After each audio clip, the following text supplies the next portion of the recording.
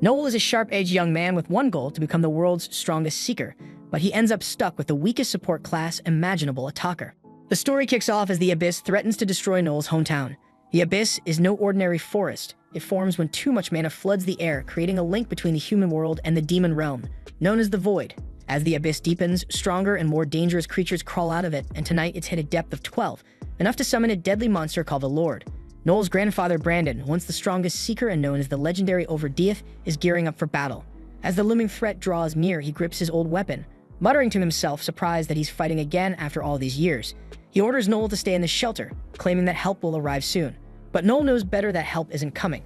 Brandon is preparing to take on the Lord alone, and Noel realizes his grandfather plans to handle it himself. With his usual legendary confidence, Brandon warns Noel not to doubt him. He asks if Noel's forgotten who he is, Overdeath, a name feared by all. He swears to protect Noel with his life, and as he heads out, Noel calls after him. Then as Brandon steels himself for the fight, his thoughts briefly turn to Noel. He wants to tell him one last thing. Men can never let anyone look down on them, no matter what they face. Meanwhile, Noel stays hidden in the shelter, his mind racing, terror tightening around his chest as dread creeps in.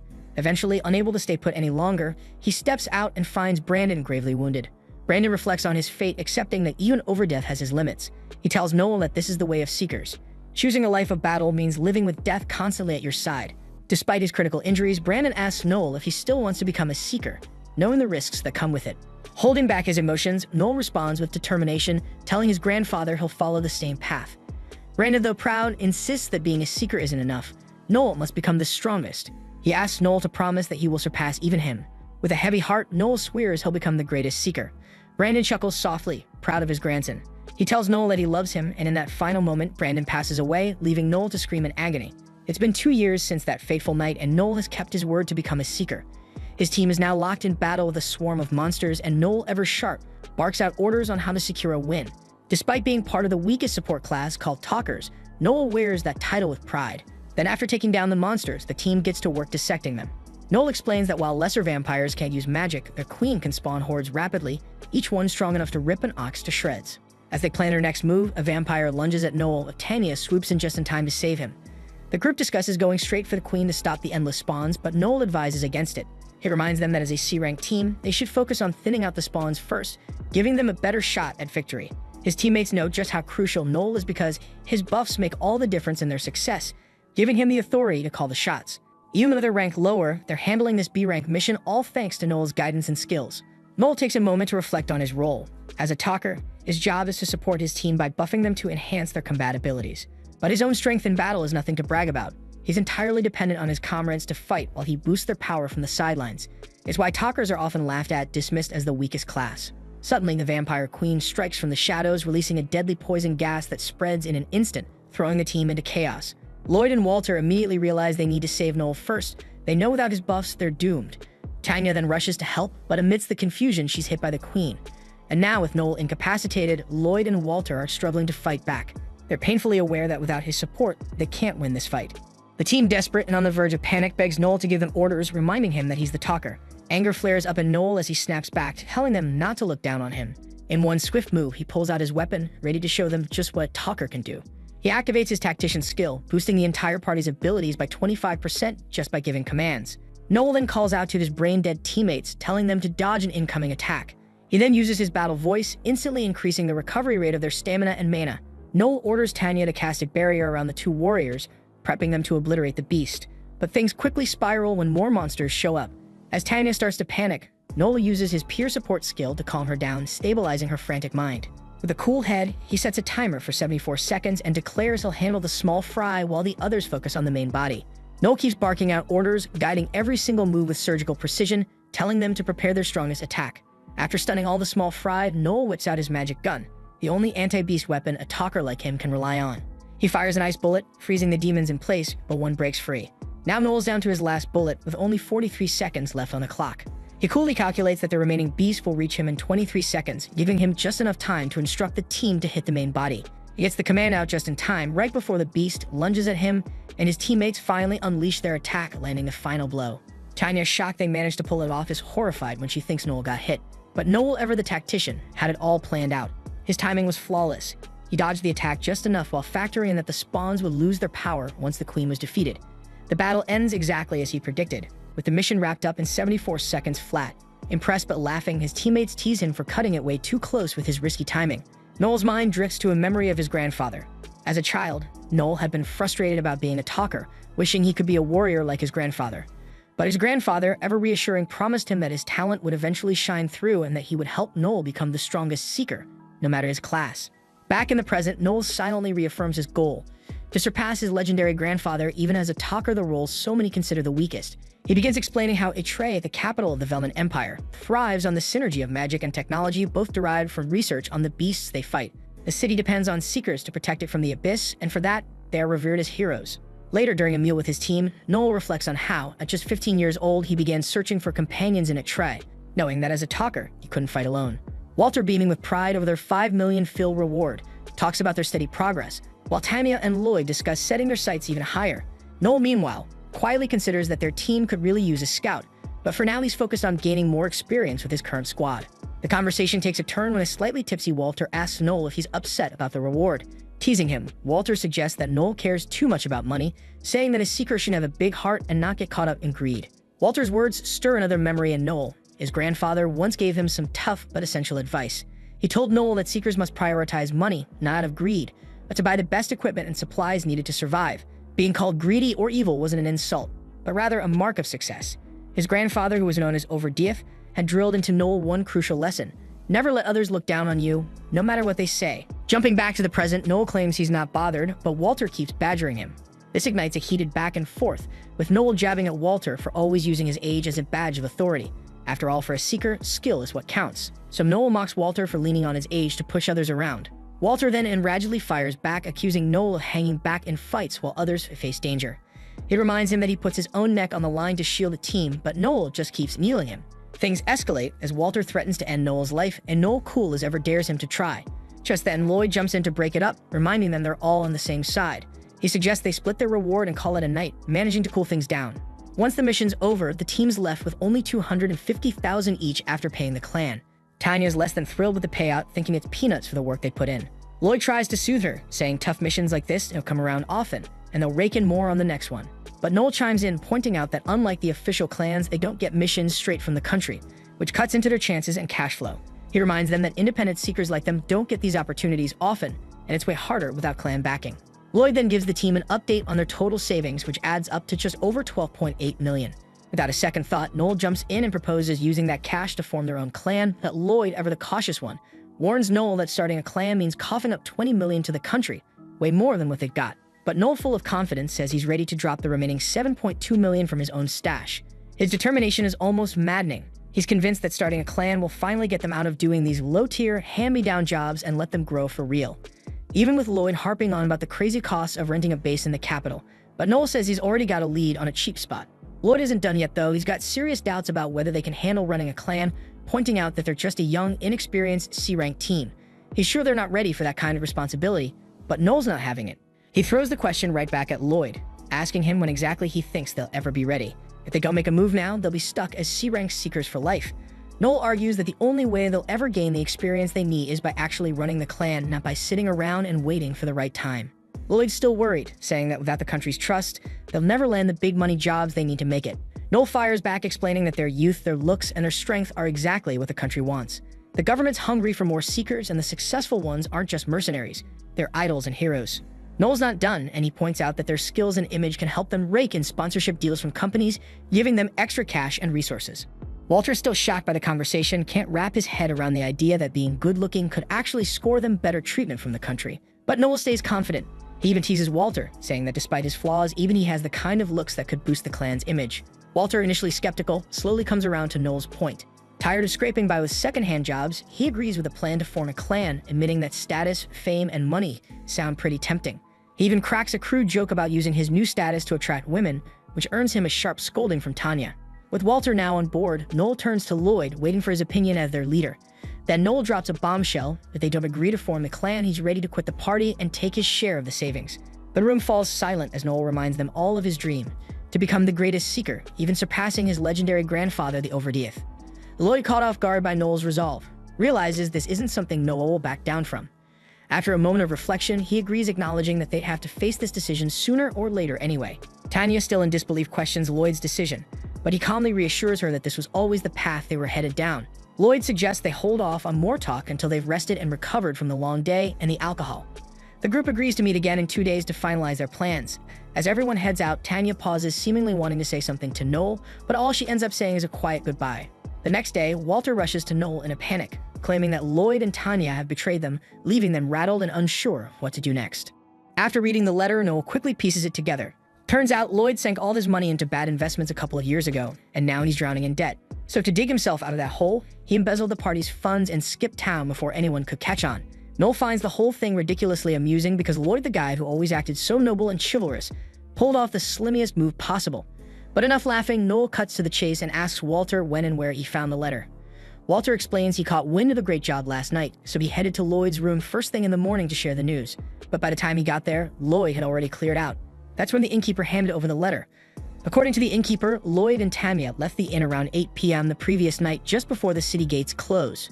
Under normal circumstances, neither Noel nor Walter would have known about this until later in the day, meaning Lloyd was trying to buy as much time as possible before anyone noticed he was gone. It's 9:30 a.m. now, so even though they found out earlier than Lloyd probably anticipated, it's been over half a day. Lloyd and Tanya must have put some serious distance between them and the capital by now. Still, the city gates should have records showing which way they went, and since they most likely left on foot, Noel and Walter could catch up if they grab horses. Walter's raring to go, but Noel reminds him that this isn't just a simple chase to get their money back. Those two chose to abandon the party, and that's outright betrayal. So worst case scenario, if they catch up and confront them, it could end in a fight to the death. And even if they manage to beat Lloyd and Tanya, the money's already gone. But Noel's not about to let them get away without paying for what they did, and they'll suffer, one way or another. After getting dressed, Noel drags Walter down to the local tavern. Walter, confused as ever, doesn't understand why they're even here, but Noel knows it's pointless to explain anything to Walter because he likely wouldn't get it anyway, so he just tells him to follow his lead. As they step inside, Noel immediately grabs the attention of the entire tavern. He then announces that 2 members of his party have stolen their money and fled the capital, offering a reward of 2 million fills to anyone who can bring them back alive. Walter starts panicking, questioning why Noel would announce their situation so publicly. But Noel, calm as ever, explains that there's a particular person he's trying to flush out, so announcing it to the whole tavern is just a time saver. The first group to accept the mission is the Lightning Bite Party, so Noel gives their leader all the details he has on Lloyd and Tanya's escape. Soon enough, several other parties jump on the offer as well, but Noel still hasn't found the person he's looking for. Then a shady-looking man approaches Noel about the job, and immediately, Noel can tell this guy has some useful information, the exact type of person he was waiting for. They step outside to talk, and the man explains he saw a couple leaving town yesterday who perfectly matched the descriptions of Lloyd and Tanya. He claims to know exactly where they're headed, but the problem is that his party isn't strong enough to take them down alone. Sensing an opportunity, Noel offers him 1 million fills in exchange for his help, half the reward. The man tries to argue for the full 2 million, but Noel's already read him like an open book. He knows the guy is too broke to walk away from 1 million fills, so the man eventually gives in and agrees to the deal. With everything settled, Noel tells the man to get his party ready and meet him at the south gate. He also instructs Walter to wait for him there, as Noel has something he needs to take care of first. A little while later, Noel finishes his preparations and heads to the front gate to meet everyone. Walter clearly unsettled, so he pulls him aside to ask something that's been bothering him. He wants to know if Noel's really okay with fighting Lloyd and Tanya, but Noel without hesitation says he has no problem killing them. No mercy and no second thoughts. Walter can't believe how cold Noel is after everything they've been through together as partners. But Noel reveals that from the very day they met, he had already devised contingency plans to take them down if they ever crossed him. In fact, he even has a plan for Walter. Noel never truly trusted any of them, and he tells Walter that being less trusting might do him some good in the future. Later that day in a remote village, Lloyd and Tanya are walking, and Lloyd assures her they should be safe for now, so he's confident they can rest easy tonight. In his mind, there's no way Noel would be petty enough to chase them down, especially since the money's already gone. But Lloyd seriously underestimates just how petty Noel can be, and out of nowhere, Noel appears behind them, flanked by a full squad of bounty hunters ready to capture them. Lloyd panically reaches for his sword, but before he can move, Noel uses his ability to freeze him and Tanya in place. Both are left standing there stunned and completely unable to move. And with Lloyd trapped and nowhere left to run, Walter steps forward furiously, yelling at Lloyd for betraying them. He's ready to punch Lloyd right in the face, but Noel stops him because there's something he wants to ask first.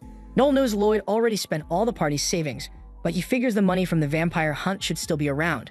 But Lloyd panically denies it, claiming he's used that money as well, so Noel unimpressively asks if Lloyd blew it on another one of his failed investments. But Lloyd sweetingly admits that he used the money to pay off more of his debts. The way Lloyd stammers and shifts under pressure gives Noel all the confirmation he needs. It's crystal clear now. Lloyd isn't just a bad investor, he's a full-blown gambling addict. He's likely gambled so much that he's buried under debt collectors, but still, Noel wants to hear it straight from Lloyd's mouth. Then before Lloyd can launch into another apology, Walter snaps, yelling at him for squandering all the money they worked so hard to save. Lloyd, dropping the innocent act, yells back, claiming he's the real victim here. He didn't want to touch the party's funds, but gambling was too fun to resist. And besides, it's their fault for dumping all the responsibility of leadership on him. That's it for Noel. He's had enough of Lloyd's pathetic excuses. So without hesitation, Noel kicks Lloyd square in the face, sending him to the ground and starts stomping on him repeatedly. The audacity of Lloyd trying to shift the blame infuriates him, because Lloyd was the one who begged to be leader. Also, he could funnel money into his gambling addiction. Before long, Lloyd is beaten bloody, pleading for forgiveness, but Noel doesn't even acknowledge the concept. He's more than willing to stomp Lloyd 1,000 times if that's what it takes to feel satisfied. At this point, Tanya desperately speaks up and begs Noel to spare Lloyd. Noel pauses, but only to offer a twisted deal. He'll spare Lloyd if Tanya is willing to take the beating in his place. Noel, ever the equal opportunity punisher, says he has no problem stomping her into the dirt if that's what she really wants. Then, using his power, he compels her to confess her involvement.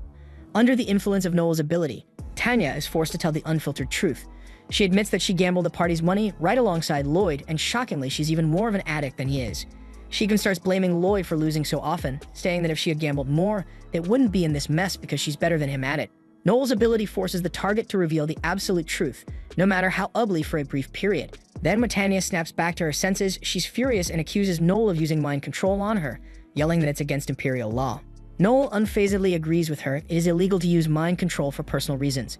But he coldly reminds her that she is the criminal here, and what he's doing isn't mind control for personal gain. It's interrogation and perfectly legal in this situation. Now that Noel is done dealing with the traitors, the man who helped him capture Lloyd and Tanya demands his payment. Noel agrees, but tells him to wait a minute. But the man is clearly not the patient type, so he grabs Noel and accuses him of trying to scam them out of their money.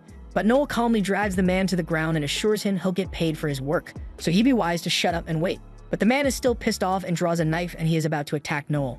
But that's the worst mistake he could have made, because Noel, not one to tolerate threats, immediately knocks the man unconscious with a well-placed punch to the chest. Noel had learned this technique from his grandfather the hard way, by being on the receiving end of it. It's a precise strike to the area just above the heart, temporarily paralyzing the heart muscles and causing even experienced fighters to faint if done correctly. Noel's grandfather made sure he mastered it because as a talker, Noel doesn't have the ability to buff himself, so this move gives him at least one solid offensive tool. Then as the man's teammates drag his unconscious body out of the way, a fancy carriage rolls up just in time. The man who steps out is none other than Finocchio Barzini, an infamous slave trader with a flair for the dramatic and surprisingly a friend of Noel's. He's the leader of the Barzini family, and while quite eccentric and flamboyant, he's one of the few people Noel knows who can get the job done. Noel greets him warmly. After all, Finocchio is the key to his plan. And if it wasn't obvious by now, Noel fully intends to sell Lloyd and Tanya into slavery to recoup the money they stole from him. Tanya horrifiedly protests, but Noel quickly reminds her of the alternative. He could easily turn her over to the police. And in this city, jail time means being sent to the mines, a fate far worse than slavery. The mines are brutal, and with a survival rate of just 2% after 10 years of hard labor, Tanya's odds of making it out alive are practically non-existent. Becoming a slave, on the other hand, offers a much better chance of survival, and maybe, just maybe, they'll get lucky and end up with a kind master. With that out of the way, Noel asks Finocchio to evaluate Lloyd and Tanya for sale. After a quick assessment, Finocchio offers $6 million. Noel unimpressively says that's not nearly enough, but Finocchio apologizes, explaining it's a bad time, he can't offer more. The Holy Cross Church is about to impose a decree that everyone must take a vow of poverty, and if Finocchio offered top dollar for Lloyd and Tanya, it would draw too much attention, and that's something he'd rather avoid. Noel, surprised by the church's influence over a family as powerful as the Barzinis, shrugs it off and says that he will take the $11 million. It takes Finocchio a second to process the counteroffer, but when he does, he erupts, accusing Noel of trying to swindle him out of an extra $5 million. Annoyed by the constant yelling, Noel casually bumps the price up again and again, until eventually he's asking for $15 million, well above Finocchio's original $6 million offer. Finocchio, visibly frustrated, is on the verge of losing it, but Noel leans in with a clever deal. If Finocchio buys the two for $15 million, Noel promises to tell everyone that Finocchio paid $30 million instead. The church's decree only restricts overpriced purchases. But if Finocchio spreads the word that Lloyd and Tanya are worth every penny, people will flock to buy them simply because of their inflated value. So if he played right, Finocchio could easily resell them for as high as $90 million. Impressed by Noel's cunning, Finocchio even offers him a leadership role in his family. But Noel unsurprisingly turns it down, so Finocchio understands and agrees to the deal. But before sealing it, he makes his way over to the scruffy guy in his party, issuing a cold warning. If they'd breathe a word of this, they'll face painful deaths. With that said, Finocchio hands Noel a down payment for the two slaves and begins taking Lloyd and Tanya away. Tanya then desperately pleads with Noel not to go through with this, but once again she's met with the cold reality that forgiveness isn't in his vocabulary. She panically turns to Walter, knowing full well that he has a crush on her, so she expects him to step in and save her, but Walter, despite the plea, refuses. Tanya then furiously unleashes a barrage of insults, ripping into him with every nasty word she can think of, and believe me, it's a lot and very nasty. And that shit makes the look on Walter's face priceless, because he never imagined the girl he liked could be so vicious. With the deal finalized, Noel hands over the promised 1 million fills to the shady man and turns to leave with Walter. But just as he walks away, the man calls out, branding Noel as the devil. But Noel, far from insulted, wears the title with pride. In fact, he considers it a badge of honor and vows to use it to his advantage in his quest to become the strongest in the world. After all this shit, Walter's left standing there, questioning his life choices, seriously considering quitting the whole seeker job. But Noel then tells Walter it wasn't his fault. In this job, you're gonna meet a lot of people, and most of them are gonna stab you in the back. Walter might not be the brightest, maybe even a little dumb, but Noel knows he's got a gift for fighting. He wants Walter to stick around, keep fighting by his side, and help rebuild their party. But Walter just can't, because after what happened, he can't see himself living the seeker life anymore. So Noel understands and respects his choice. Then as Walter leaves the city, Noel wishes him good luck and says goodbye. But as for Noel, he will never give up. Sure, his party's dissolved and it stings, but that won't stop him from becoming the strongest. Then as he walks, he spots some snake scales and thinks, snakes shed their old skin to grow tougher, so that's exactly what he's going to do. It's time to shed the past, rebuild the blue beyond from the ground up, and make it stronger than ever before. The then scene shifts to a girl spotting a recruitment notice posted by Noel, and she thinks to herself, finally I've found him. Later in a tavern, we catch Wolf running his mouth to Noel, saying there's no way he's going to recruit anyone worth a damn with that sad notice. Noel is already fed up and tells him to stop bothering him, but Wolf just won't shut up. He says everyone good enough to join a party is already locked into a clan or another party. Noel, keeping his cool, tells him again to buzz off since it's none of his business, but Wolf, ever the pushy idiot, tries to be all buddy-buddy, saying talkers like Noel can't fight alone, so he should just join his party instead. Noel, not missing a beat, explains that Wolf's party, Lightning Bite, is made up of Wolf himself, the big swordsman, along with the elven archer Licia and some other skilled members. They're considered rising stars even among C-rank parties. Wolf then keeps running his mouth, saying Noel would make way more money joining them than wasting time trying to form a new crew. But at this point, Noel's patience is wearing thin. Wolf's own party members even step in, telling him to quit it because he's clearly bothering Noel. Licia then roasts him by saying he's got zero game, and that's why that flower seller girl he asked out rejected him. Wolf's face turns red with embarrassment because his private details are out in the open. But before he can react, Noel hits him with a proposal. They'll join the party, but on one condition. Wolf, thinking it's no big deal, hurries only for Noel to drop the bomb. He wants to be the leader. Wolf's party members are all for it, saying Noel's way smarter than Wolf anyway. Wolf, dumbstruck, agrees, but insists that as the founder of the party, he's not giving up his position as leader. Just then, the girl from earlier sneaks up on them, catching everyone off guard. Wolf is floored that this girl managed to slip past Licia, their so-called expert tracker. The girl then introduces herself as Alma, saying she's here because she saw Noel's recruitment poster. They sit down to talk, and Noel, blunt as ever, kicks things off by asking how old she is, explaining that kids can't be seekers. Alma calmly says she's 21, which as it turns out makes her 5 years older than Noel. Wolf's party, curious as always, starts firing off random questions, and Alma answers every single one without hesitation with a straight face the whole time. Noel then asks Alma about her class and rank, and she casually replies that she's a scout and rank C. Noel thinks to himself that's not bad at all. Scouts and skilled archers are a huge asset in the abysses. He follows up with one last question, asking why she wants to become a seeker. Alma surprises him by saying she has no real interest in being a seeker. She's only here for him, the grandson of Overdeath. Noel's taken aback, wondering how she knows about his grandfather. Alma then reveals that her grandfather once fought his, and in that battle, her grandfather lost his right hand. Noel immediately wonders if she's here for revenge, but Alma shrugs it off, saying revenge is just a pointless waste of time. She's only interested in seeing what kind of seeker the grandson of Overdeath has become. Noel, still processing all this, tells her that his grandfather is already dead, and he offers a reluctant apology on his behalf. Alma reveals her own grandfather passed away last month too, so she says there's no need for apologies.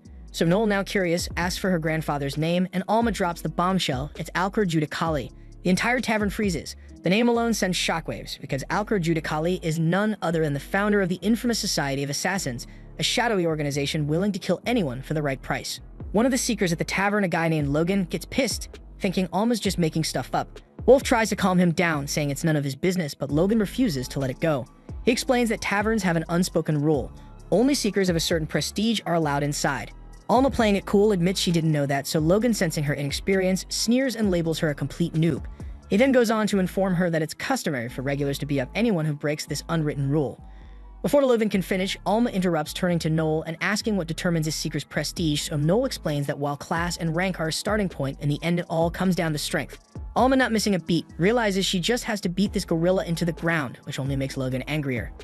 But it's no use. Alma swiftly defeats him with a chop and a kick, leaving the whole tavern in shock. Noel, impressed by her skills, hires her on the spot. As the tension fades, Alma's stomach growls loudly, and she simply states that she's hungry. The scene then shifts to Alma munching on a fried bun with Noel, thinking to herself this is so damn good. Noel tells her it's nothing special, but then he realizes she grew up in the mountains, so to her it's a big deal. That's when it clicks for Noel. She really is Alcor's granddaughter. Alma, noticing his reaction, asks if he hadn't believed her until now. Noel admits it was only natural to be skeptical since she made such a bold claim after popping up out of nowhere. But Alma said she believed he was over Death's grandson the moment she saw him. She explains it's his eyes. They tell her he's the kind of person willing to do anything to win. She then recalls how her grandfather warned her to never, under any circumstances, fight over death. He told her that over death was unpredictable, and nobody stood a chance in a head-on fight, and Noel's eyes reminded her of that warning. Noel then curiously asks if she was training to be an assassin in the mountains, and Alma confirms and says that she's already met the requirements to become one, though she hasn't officially ranked yet. So Noel puzzledly asks why she didn't join the Assassin Society. Alma explains she tried, and they tested her by making her fight a weak assassin, which she easily won. She was about to kill the guy, following the old assassin rule that the strong survive and the weak must die, but the match referee stopped her. Then when she asked for his real identity, he revealed himself to be Simon Gregory, current leader of the society. That's when Alma found out the society had changed its rules. They no longer kill people on a whim, so Simon told her bluntly that she didn't fit in with the new society and kicked her out. Alma then states that they no longer need assassins trained in the old ways and informs Noel that soon, the Crown will take the society under its wing. Noel, piecing things together, realizes the society is about to be affiliated with the government. Alma nods, adding that they're shifting their focus from contract killings to espionage, because the new leader believes that's the only way they'll survive. Noel, realizing how valuable this information is, nervously hopes he won't get killed just for knowing it. Alma suddenly remembers the info was supposed to be top secret and reassures him, laughing that she'll protect him like a big sister. But Noel's still annoyed, tells her he's not a fan of her playing the big sister role. The scene then shifts to the next day, with Noel and Alma walking through the forest. Noel asks Alma how much she knows about talkers, so Alma says she knows they're weak on their own but have powerful support skills, and their job is to use those to help their party. Noel nods, agreeing, but adds that it's not as easy as it sounds. One wrong buff and the entire party could be wiped out. He explains that talkers have to assess the battlefield carefully before casting anything, and it's their job to give the right orders to get the most out of their teammates. He emphasizes that a talker's real role is controlling the battlefield, but here's the catch: they can't buff themselves, making them a class that can't survive or fight alone. Alma, confident in his abilities, tells him she's sure he can manage on his own, and Noel, with a half smirk, admits he'd be long dead if that wasn't the case. As they stop by a river, Noel asks Alma to catch a monster for him. He explains that monsters are just flora and fauna that have mutated because of the abyss, and hunting them is part of every seeker's job. For today, he wants her to hunt a killer rabbit. He shows her a picture of the creature, and Alma amusedly thinks it looks adorable. But Noel quickly warns her not to be fooled. These things are just as vicious as they are cute. He then tells her this hunt will serve as an experiment, and he plans to buff her while she catches the monster. Alma, ever confident, says there's no need for buffs because she can handle the rabbit herself, but Noel tells her that won't work. He explains that it takes time for a person's body to adjust to the buffs a talker provides. To make his point, he asks if she has the Excel skill. Alma confirms that she does, mentioning that it doubles her speed, and she can even stack it to quadruple. Noel presses further, asking if she could use Excel perfectly right from the start. Alma admits that it took time and training for her body to handle the skill, so Noel tells her it's exactly the same with buffs. She'll need time to adjust to the new abilities the buff provides, and her compatibility with his buffs will determine how effective their future strategies will be. He mentions that it took half a month for his previous party to get used to his buffs, and Alma finally got his point.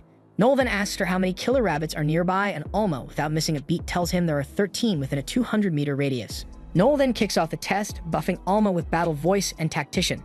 He then explains that as long as she follows his orders, her abilities will be enhanced. Alma immediately feels a strange energy surging inside her, so Noel then instructs her to max out her Excel skill, saying she can now boost her speed 6-fold. And then he tells her that the challenge is to catch a single killer rabbit in under 10 seconds. So without wasting any time, the test begins, and Alma sprints through the forest, not only catching one rabbit, but gathering several. Then when she hands them over, Noel is stunned to find that she caught all 13 rabbits in the area and in just 8.6 seconds. He's impressed by how fast she adapted to his buffs and figures there's no need for further training, and with a grin he tells her they're ready for their first quest as a party. Noel then reveals that a small town named Mince, which they recently cleared of monsters, has sent him a request to deal with a group of thieves terrorizing the villagers. The scene then cuts to the two of them riding in a carriage, and Alma, experiencing a carriage ride for the first time, enjoys the moment, but Noel warns her that her excitement won't last long because by the end of the ride, her ass will feel like a rock. As they ride, Noel fills the time by explaining the types of jobs seekers typically handle. Aside from fighting beasts born from the abysses, seekers also hunt down criminals, monsters, and treasure. There are also mythic hunts where seekers explore uncharted territories. The bandit problem they're about to deal with usually falls under the Lord's responsibility, but sometimes the Lords are slow to act, so people turn to secrets for help instead. Alma doesn't like the sound of this, and Noel admits they won't be paid much since their client is just a farming village, but still he thinks it'll be a good trial run for their party. So Alma is excited for their first mission, and that reminds Noel of his old party, stirring up memories of the past. The scene then shifts to Noel and Alma stopping in a town called Eudora for the night. As predicted, Alma's complaining that her butt is as hard as a rock after that long carriage ride, and Noel, with no sympathy, tells her they're hopping on another carriage to Minsk tomorrow. They start looking for an inn, but everywhere they check is full. After a frustrating search, they finally manage to find one with a single room.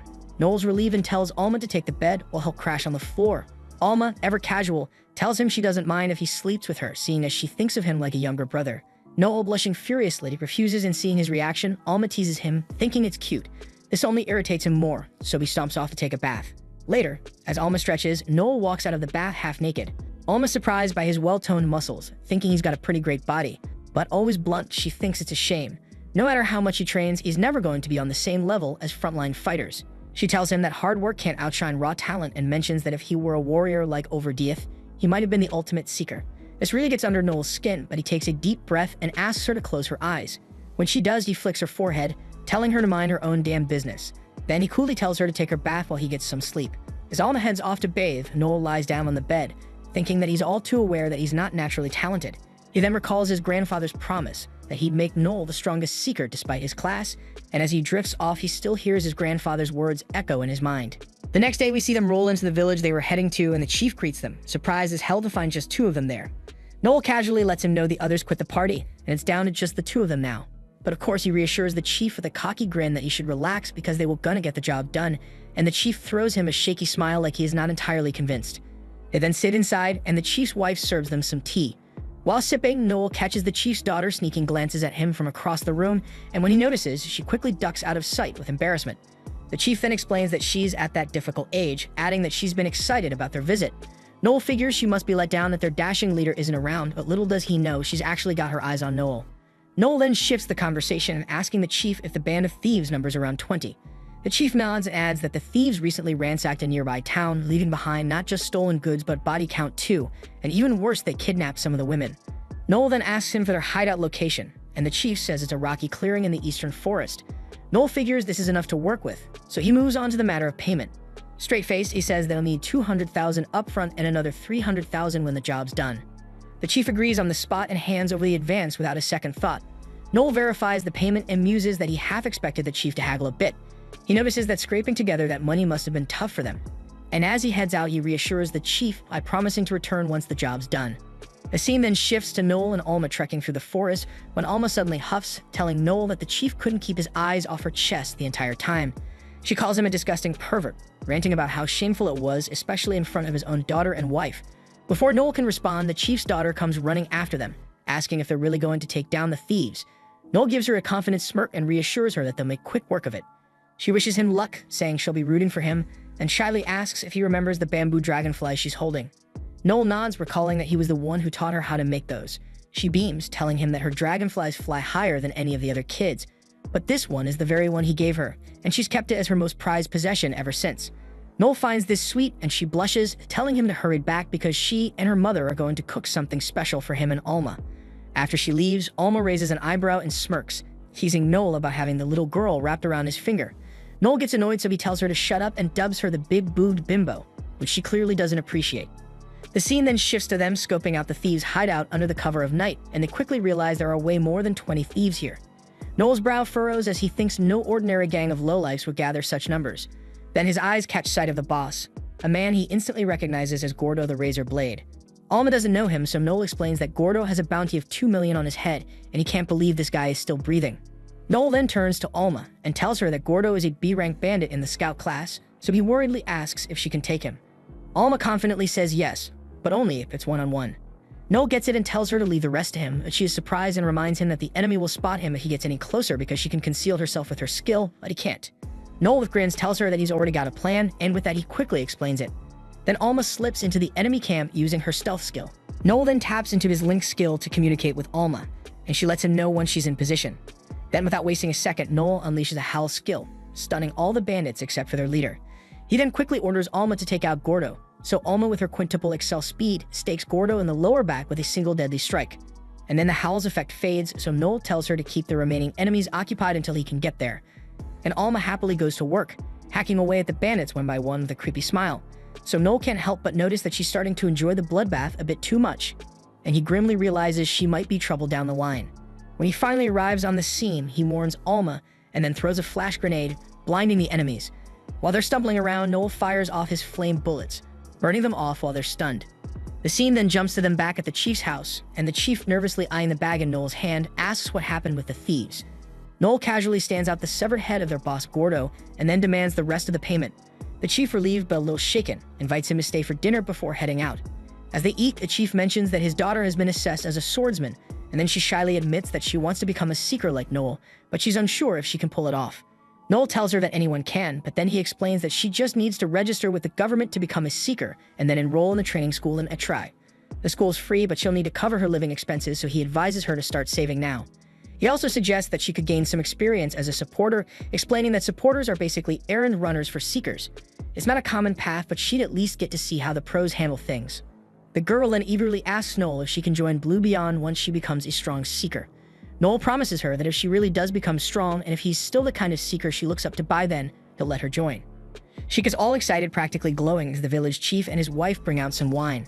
The chief proudly tells them to enjoy it, saying it cost him 100,000, and that he's been saving it for a special occasion. Noel then gives the wine a sniff and can tell right away that it's top-shelf stuff, or so it seems. But he humbly insists he's just a guest and can't take the first sip, so he suggests the chief should be the one to try it first. The chief stammers, trying to back out, claiming that he doesn't drink. Noel raises an eyebrow, baffled that the guy would spend 100,000 on wine when he doesn't even drink. Then Noel drops the bomb, telling the chief to go ahead and take a sip of his poisoned wine. The chief freezes and quickly insists he hasn't poisoned anything, swearing he has no reason to, but Noel smirks and tells him that he could just take their money and gear once they're dead and wouldn't even need to pay them. The chief then nervously asks if Noel has any real reason for this wild accusation, but Noel cool as ever gives him 3.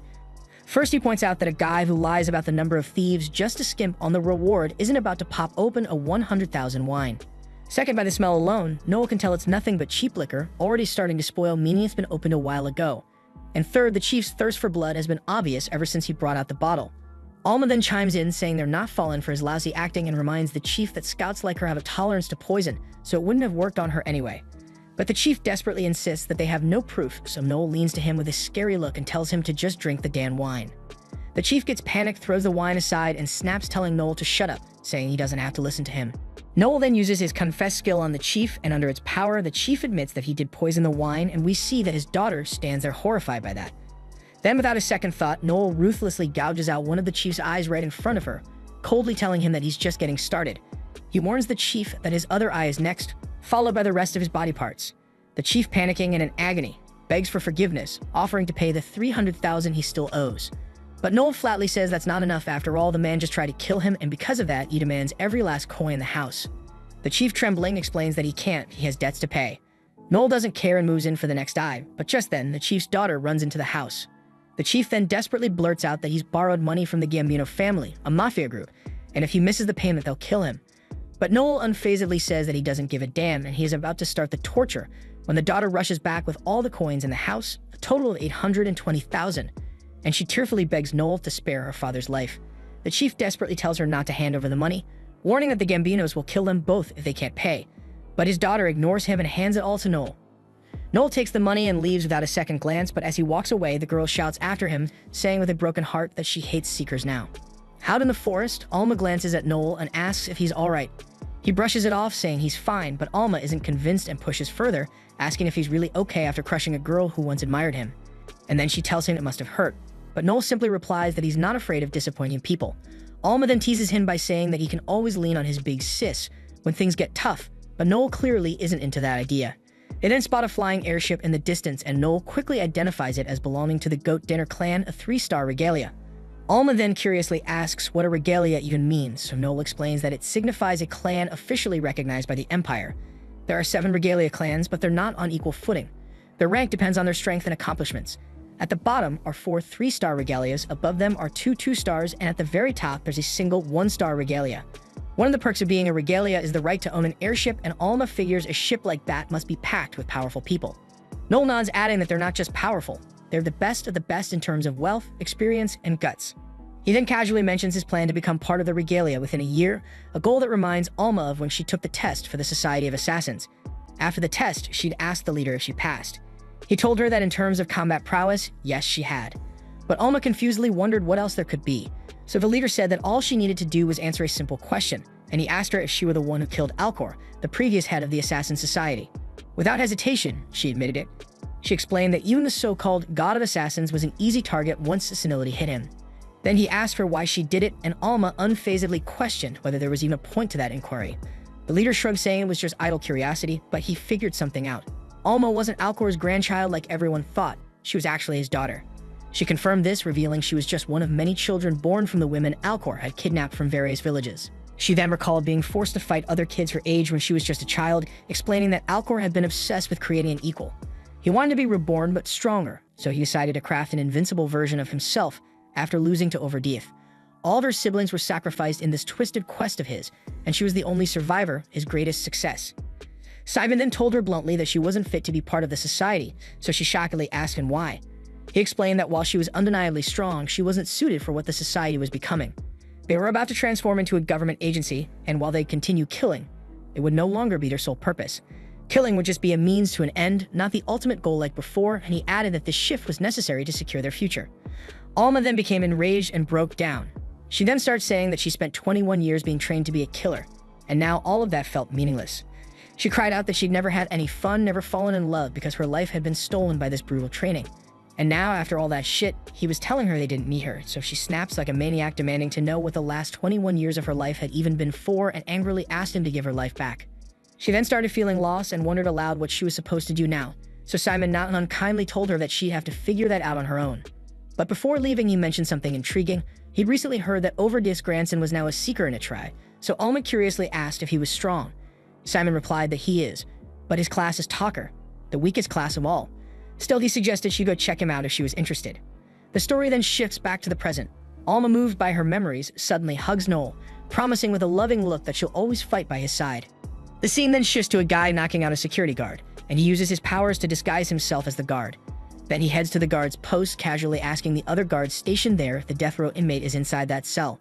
The guard responds, confirming that the prisoner is there, but adds that he's surprisingly well behaved, barely making his presence known. Turns out, this silent inmate is the infamous killer who had the entire city of Itrai shaking in their boots, and his name is Hugo Capilia, and known as the Puppeteer. Meanwhile, we see Noel running, carrying some serious weight in the early morning. He explains that this is his daily grind, running 2 laps around the castle walls like clockwork. He never skips it, no matter how exhausted he might be. He then recalls the hellish training his grandfather put him through, starting from the day Noel announced he would become a seeker. That was the day his kind and gentle grandfather disappeared, replaced by a ruthless drill master. Noel endured brutal training day in and day out, knowing that since seekers can enhance themselves with magic, all he could rely on was his body. He threw his heart and soul into the training, refusing to back down until the bitter end. Later, we see Noel in the shower, thinking back to Alma's comments about how well-maintained his body is. Despite all that work, it's of little use to him since he's a talker, not a frontline fighter. After stepping out of the shower, Alma shows up for a visit. Noticing Noel's lodgings, she smugly remarks that she figured he'd have a nice room. He asks her how her room is and if she's settled in. She says it's not great, but manageable. Noel then points out she's early and reminds her they had agreed on a different timing. She teases him by asking if he's not happy to see his big sister sooner and wonders aloud if she can touch him. But before he can even respond, she starts touching him, getting on top of him on the bed. As Noel tries to stop her, Alma tries to steal a kiss, thinking he's cute, but Noel shuts her down with a swift headbutt just in time. Later, we see the two of them strolling through town, and Alma, still salty, wonders how Noel could headbutt a girl, but Noel, not missing a beat, says he had every right since she practically tried to assault him. So Alma just smirks and teases him again, saying it's his own fault for being so damn cute. As they walk, she spots a couple holding hands and without hesitation, grabs Noel's hand, declaring they're on a date, and then she cheekily asks where he's taking her today. For starters, they head to the Appraisers Guild, where Noel explains this is where classes get praised and where rank-ups happen. He adds that being an appraiser is a unique class, exclusive to gnomes, and they can't rank up. He mentions the gnomes are a strange bunch, almost like they exist just to research classes. As they look around, they spot one of the gnomes helping his seeker rank up. Noel casually asks Alma what she's planning to do since she's got the mark showing she's ready for a rank up. It's explained that when someone's ready to level up, a brand appears on their body, usually on the back of the hand or the chest. Alma, in classic Alma fashion, jokes it would be very cute if Noel's mark ended up on his adorable butt, but Noel groans, asking her to knock it off, and then wonders if she's going to become an assassin. She shrugs, saying she hasn't decided yet, and flips the question back at him, asking what he thinks she should do. Noel admits he has no clue, but adds that becoming an assassin could be useful, though they'll need to avoid overlapping skills when they recruit more people. Alma's surprised at the mention of recruiting others, and Noel clarifies that they obviously can't tackle the Abyss on their own, so yeah, he plans to bring in at least one more person. So he asks her to hold off on ranking up for now and says they'll just explore her options today. After finishing up at the guild, Alma, munching on some buns, asks where they're headed next. Noel replies that they should hit up the smithy he frequents, reminding her that as seekers they need to keep their weapons in top shape. They arrive at the smithy, and the moment they walk in, the dwarf working there practically loses his mind, ogling Alma's giant black melons, without a shred of shame. And that shit was enough to ruin the visit. Their next stop is the skill bookstore, where Noel explains that it's a place specializing in skill guides. He asks the store owner to recommend some solid skills for a C-rank scout, and she gets right on it, ready to leave Noel turns, but Alma stops him, asking if he's not going to browse a bit. He reminds her that skill guides are sorted by class, so he needs to hit a different store for his own skills. They agree to meet up later, and as he heads out, he says with a warning that her budget is 1 million, so he warns her not to blow the cash, and she agrees. But later when they meet up again, Alma's lugging around a massive teddy bear. Noel can't believe that she wasted the money even though he warned her not to, but she quickly defends herself, showing off the armor-piercing skill she bought, explaining it's a projectile skill that cuts a target's defense in half, and it cost her 800,000. So she spent the leftover 200,000 to get herself this teddy who looks like Ted, as it's going to serve as a replacement for Noel as her body pillow, and that makes Ted so lucky. She then asks him if he didn't buy anything for himself, and he says that the book that he wanted to buy was out of his budget. He then explains that he had his eye on an exorcism skill, which can instantly wipe out undead, but it had a ridiculous price tag of 30 million. Suddenly, Noel spots someone passing by, and without much explanation, he tells Alma he'll be back soon, as he has some business to take care of. Alma isn't thrilled, but lets him go. Next, we see Noel in a shady part of town, meeting up with a guy named Loki. Noel asks why they had to meet in this dump, pointing out they could have talked anywhere, so Loki says that he's walking a fine line and doesn't want to be spotted. He then hands Noel a letter with the information Noel had requested on a particular prisoner. As Noel skims the info, Loki raises an eyebrow and asks if Noel's really serious about recruiting a killer who had the entire city of Itrai shaking in its boots. Noel's convinced that Hugo was framed, which is why he's going to investigate and prove his innocence. Loki just shakes his head, calling Noel weird. First, he sold his party mates as slaves, and now he's trying to rescue a death row inmate to bring him into his party, so he wonders aloud if Noel's got a few screws loose. But Noel, ever the smooth operator, takes it as a compliment. He then thanks Loki for the intel, adding that he'd expect nothing less from Faceless, the best informant in the capital. Loki with a smirk says that flattery isn't going to get him anywhere, all while morphing into different people like it's no big deal. Then he coolly explains that he's an imitator, a class that can copy anyone's appearance. He also brags that he can slip into any facility with no problem, and Noel adds that even appraisers can't fully wrap their heads around what imitators can do. Noel's not even sure if the face he's looking at right now is really Loki's, and then he hands over the payment for the investigation. But before Loki walks off, he throws Noel some bonus intel because Noel's a regular. He lets him know that a nasty new drug is spreading like wildfire in the area. The high is unbeatable, but the downside makes people so angry they're stabbing each other left and right. Noel can't help but think that only an absolute moron would be pushing a drug like that, especially since the Lucianos are bound to come down hard on them. But then Loki says that the ones distributing the drug are actually a subfamily of the Lucianos. Noel then remembers that this turf belongs to the Gambino family, currently under the control of Albert Gambino, and Loki doesn't mince words, calling Albert a total psycho. Meanwhile, we cut to Alma, absolutely furious that Noel hasn't shown up yet. She's angrily binge-eating, thinking to herself that Noel just doesn't understand women at all. Lisha notices Alma's frustration, and the scene switches to Noel strolling through the slums. His mind is on the fact that the old boss of the Gambino family is dead, and now his son is running the show. Looking around at the mess the Gambinos are running now, Noel feels disgusted. The old boss was a good man, even Finocchio respected him, and there's no way he would have allowed this dangerous drug to flood the streets. As he walks, Noel spots a beggar with unusual features. Guessing the guy's an immigrant, Noel feels sorry for him. Thinking this poor soul is going to die far from home, so out of pity, he drops a coin as he walks past. But the beggar, clearly not wanting charity, tries to give the coin back, thinking Noel dropped it by mistake. Then, in a moment of pure awkwardness, the beggar warns Noel that this isn't a safe place for a girl like him. Noel, already irritated, snaps back that he's a man, not a girl, and the beggar stumbles over an apology. Noel then snaps, telling the guy he doesn't want that dirty money anymore since it's been tainted by his filthy hands. He turns to leave, but the idiot chases after him, so Noel gets annoyed and kicks him down, and with a sneer he tells him not to touch him and know his place. The guy, now on the ground and looking up at Noel's sneer, gets a flashback of someone else treating him the same way, so anger flares up in him. He then says he doesn't like fighting, but he's got to stand up for himself, and he takes a fighting stance. Noel, noticing this isn't just some street thug, realizes the guy has skill. The guy now gets serious and warns Noel to apologize, but when Noel refuses, he lunges at him. Noel dodges easily and they trade blows, but Noel's clearly the stronger one. The guy, breathing heavily, is impressed, saying Noel's moves are terrifying. He even wonders out loud if Noel is some kind of ninja. Noel then explains that ninjas are a scout subclass only found in an island nation to the east, and he pieces together that this guy must be from there. He then reveals to the guy that he's actually a talker. The boy looks surprised, but seeing how tough Noel is, he doesn't back down.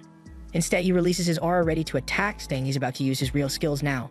Noel gets intrigued and thinks maybe he's struck gold with this one and shifts into a serious fighting stance to test the guy's abilities. Just as they're about to clash, a goofy-looking guy, shorter than a dwarf, waddles over and interrupts. He calls the guy by the name Kuba, asking why he's fighting when he was told to sit tight. Meanwhile, we cut to Licia, who's with Alma.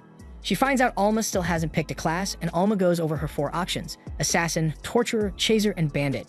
She explains that she's got the strongest affinity for assassin and chaser, but Licia points out how tough it must be deciding whether she wants to fight on the front lines or not.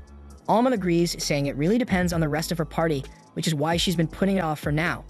Licia then thinks out loud and wonders if maybe Noel's out there right now hunting for new party members. Back in the slums, the short guy starts scolding Kuba for his actions, and he uses the ring on his hand to punish him. Noel quickly realizes that Kuba must have made an oath of submission to this guy, and the ring lets its wearer control the one who made the oath. He points out that using such a device is illegal, unless of course the person is a slave. Then a short guy who's shorter than a wiener asks Noel who he is, and naturally he makes the classic mistake of assuming Noel's a girl. The idiot even tries to get a little too pervy, but Noel shuts him down fast with a swift kick. Noel then pulls out his gun, aiming it right at the little creep, and asks where he's from. The guy admits he's from Soldelin, but refuses to explain why he's here. Of course, Noel isn't having any of that, so with some added persuasion, the guy finally spills the truth. He says he had to flee Soldelin because he got caught running an underground fighting ring for the Lambert family and was skimming profits off the top. Noel puts the pieces together, realizing the guy's hiding out here because the Gambino family is more powerful than the Lamberts, and they can't reach him in this territory.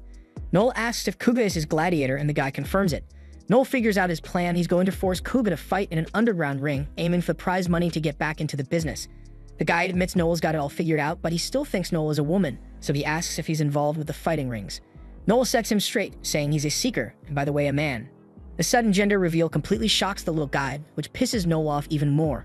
Noel thinks to himself that no one's going to care if he kills this guy. After all, the Lambert family isn't about to come looking for a runaway thief. Plus, Kuga would be free once the guy's out of the picture. Noel then pulls the trigger, but we don't see where the bullet lands. Meanwhile, Licia the homewrecker is chatting with Alma, mentioning that Noel's recruitment poster is still up in the town square, so maybe someone's contacted him. Alma's still annoyed that Noel left in the middle of their date, admits this is just typical Noel behavior, but Licia jokes that he might be recruiting some new promising member right now. Alma doesn't mind because she's convinced she's all the partner Noel needs, but she warns if anyone else shows up, she'll kill him. We then see that Noel intentionally misses his target when he takes his shot and smirks and tells the short man Miguel to scram, giving him a 10-second head start. Miguel frantically wakes his servant, and as they prepare to bolt, Noel muses that a guy like Kuga doesn't need rescuing because he's more than capable of getting free on his own. Then as he watches them flee, he mutters that he doesn't need some star of dog tagging along in his party, he needs a true ferocious wolf. Later, Noel heads back to meet Alma, but he is surprised to find Licia there too. He raises an eyebrow, asking why she's here. She simply thanks him for the meal, but Noel snaps back that he never said he'd pay, so Licia shoots him a look, wondering if he's not even going to apologize for bailing on their date. Alma, visibly irritated, chimes in by saying that she would have been eating alone if Licia hadn't shown up. Sensing her frustration, Noel gives in and agrees to pay the bill for both of them. As they settle in with coffee, Licia casually asks if Noel was out recruiting for his party. This brings Kuga to Noel's mind, but he shrugs it off, saying no, he was out for something else. He then turns to Licia, asking if she's heard about a dangerous drug making rounds recently. Licia nods and asks why he's curious. Noel explains that the drug is incredibly potent, but has a nasty side effect of triggering uncontrollable rage. He mentions that it's spreading unchecked and asks Licia to tell Wolf's gang to be on alert. Licia finds it strange for Noel to be concerned about them, and he brushes it off by saying that he's just sharing info as a business partner. Licia then gets up to leave, saying it's time for her to get to work. She turns to Alma, saying they should get together again, but next time not as business partners, but as friends. Alma lights up at the idea, suggesting they should be best friends. Licia agrees and then invites Noel to join them, but he just waves her off, telling her to go away. After she leaves, Noel reflects that since even Licia has heard of this drug, it's likely spreading beyond Gambino's territory, and he hopes it won't blow up into a major issue. The scene then shifts to the Gambino family base, where Miguel and Kuga are now captives. They stand before the formidable Albert Gambino, the family's ruthless head. Albert then remarks that he can't let them get away with stealing from the Alembert family, adding that the Alembert head has ordered Miguel to be handed over the moment he's found, and Miguel realizes this is the last person he never wants to be caught by because he knows Albert Gambino isn't just dangerous, he's a full-on madman, practically a devil incarnate. Albert, however, says that it would be too dull to simply hand him over, adding he has no interest in working for a backwater family like the Alemberts. Miguel, seeing an opportunity, tries to charm his way out, agreeing that a noble family like the Gambinos shouldn't stoop to serve the lowly Alemberts. Albert agrees, and with a wicked gleam in his eye, says that he has a much better idea. They'll hand them over to the Alemberts as stuffed toys. Miguel stares and horrifiedly tries to process what Albert means until Albert spells it out. He's going to skin them alive, pack their remains into sacks, and gift them to the Alemberts. Miguel's face drains of color, while Kuga strangely feels relieved. He thinks that maybe now, he'll finally get the death he's been hoping for. But before Albert can carry out his plan, the chief of Mintz's village arrives, desperate to speak to him about a pressing debt. The chief explains his situation, and Albert quickly learns that the chief had every intention of repaying, but a rogue seeker named Noel robbed him of everything he had. According to the chief, he tried to resist, but Noel took his wife and daughter hostage and gouged out his eye, leaving him with no choice. He adds that Noel told him if he had money to spare for the puny Gambinos, he might as well hand it over to him instead. Albert's anger simmers as the chief goes on, trying to stoke his fury against Noel to save his own skin. Albert announces that this Noel will indeed need to be brought to justice for his audacity. However, he then tells the chief he'll be expecting his payment, and while the chief is relieved, Albert adds that he'll still have to face the consequences for the delay. The chief then desperately mentions that he has no money left, but Albert already knows this and calmly states that he'll just take the chief's right arm instead. He then glances at Kuga, who's known as a long swordsman, someone skilled at slicing things up, and asks him to remove the chief's arm using nothing but his own wooden crutch. Miguel quickly orders Kuga to hurry up and follow Albert's command, but just before Kuga begins, Albert casually pops a drug to send himself into a state of euphoria, grinning that he needs his medicine to fully enjoy the bloodshed. As Kuga moves in to slice the chief's arm, the chief scoffs, thinking there's no way Kuga can pull it off with a stick. But Kuga cuts through his hand like it's nothing. Impressed by this brutal skill, Albert is delighted, and Miguel seizes the moment, proudly claims that Kuga is a gladiator he personally trained, and offers him to Albert as a gift of friendship. The scene then shifts, and we see Kuga donning new armor as he becomes Albert's slave. As he suits up, memories flood back. His mother was once known for her beauty, and his father was a successful merchant.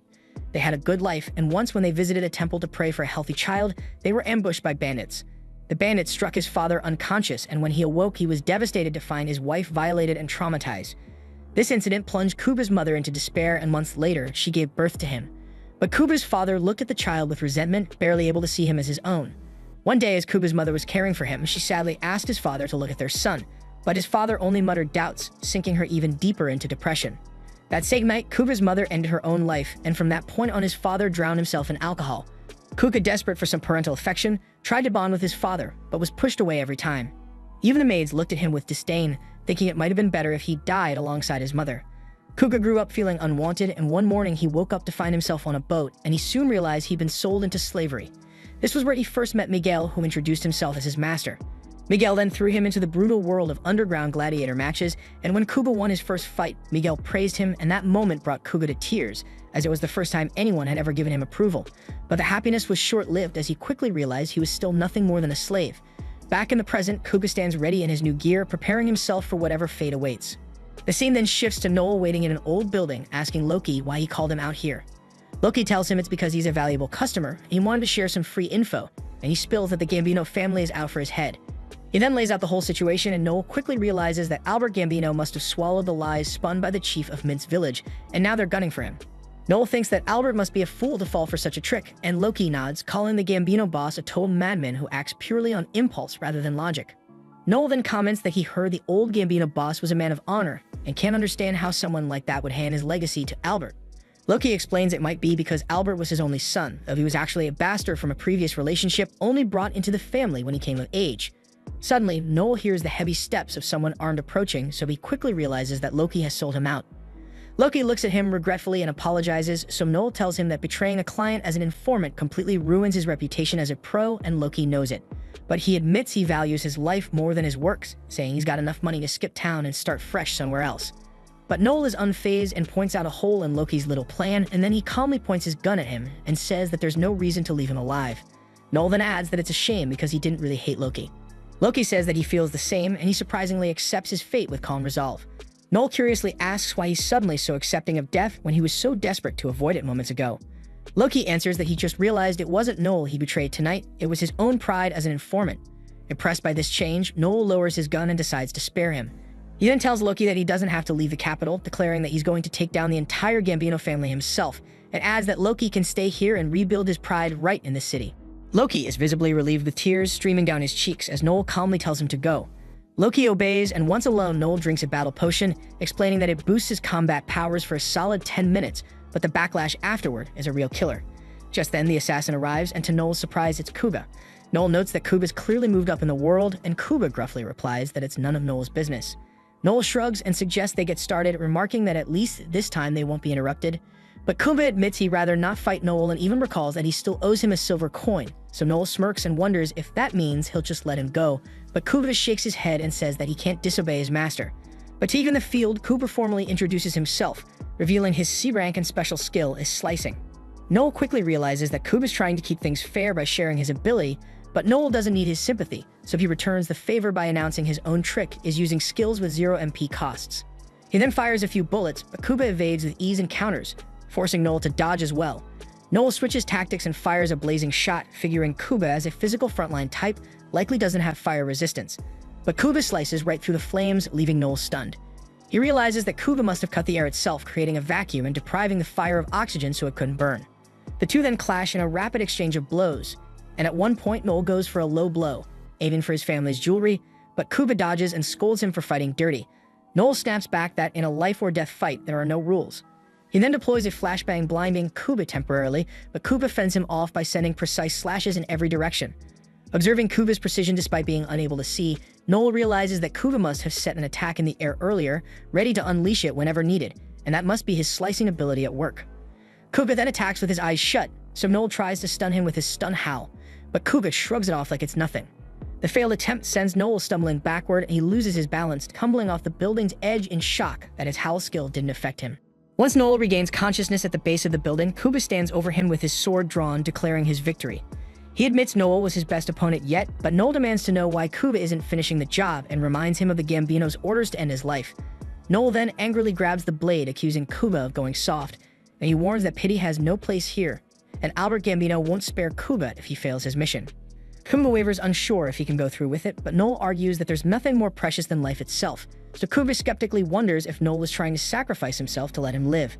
But before he can decide, needles streak through the air. Kuka narrowly dodges and Alma emerges. Noel is relieved to see her, but he collapses because the potion's effects wear him off, and he recalls summoning Alma through Link while drinking it. Alma then coldly asks Noel if she can kill Kuga, and he gives her permission. Alma lunges at Kuga, who parries her attack and claims that he doesn't want to harm a woman, but Alma scoffs, asserting she's stronger than him. Their blades then clash furiously while Kuga taunts her, saying she only caught him off guard earlier and even then couldn't finish him. Smirking at his arrogance, Alma retorts that she won't let him die so easily, so she activates her quintuple excel, shocking Kuga with her speed, but he still manages to block her attacks. Realizing the need to focus, Kuga shuts his eyes to activate Calm Sense, a skill that heightens his senses. Alma then attacks relentlessly at high speed, but Kuga counters each move with precision. Noel then recalls that Calm Sense is a skill that sharpens the user's senses when they close their eyes, so it dawns on him why blinding Kuga had failed earlier. He reflects bitterly on the fact that there will always be someone stronger than him, and as a talker, there are heights he simply cannot reach, but he shakes off the self-pity because there's no time for that, and if he can't reach the top on his own, there's only one path forward: conquer the strongest to become the strongest. Meanwhile, Alma shifts her strategy and activates her deadly blood poison skill, fully intent on killing Kuga. Seeing her resolve, Kuga discards his hesitation and decides that he can no longer think of her as just a woman and prepares to activate his insta-kill skill. But before the situation spirals further, Noel fires a flash bullet into the sky, commanding Alma to retreat. She protests, clearly not liking the idea, but Noel snaps that this is an order. He also tells Kuba to leave, warning that he's called the military police. Noel adds that Albert Gambino will be enraged if Kuga fails his mission and gets arrested. Realizing Noel has a point, Kuga reluctantly agrees and begins to leave. But before he goes, Noel stops in with a message for Albert, so Kuba listens carefully. The scene then shifts to Albert at his mansion, handing Kuba a gift box, and when Kuba opens it, he finds Miguel's severed head staring back at him. Albert coldly explains that Miguel had to pay for his failure and warns Kuba that this is his last chance because there's no one left to take the fall for him now, and Kuba promises to carry out his orders perfectly next time. As he's about to leave the room, he pauses to deliver a message from Noel. Noel's message is scathing. His motto is to make people pay 1,000 times over, and he vows to personally crush the Gambino family. He even challenges Albert to come after him directly if he can't handle the insult.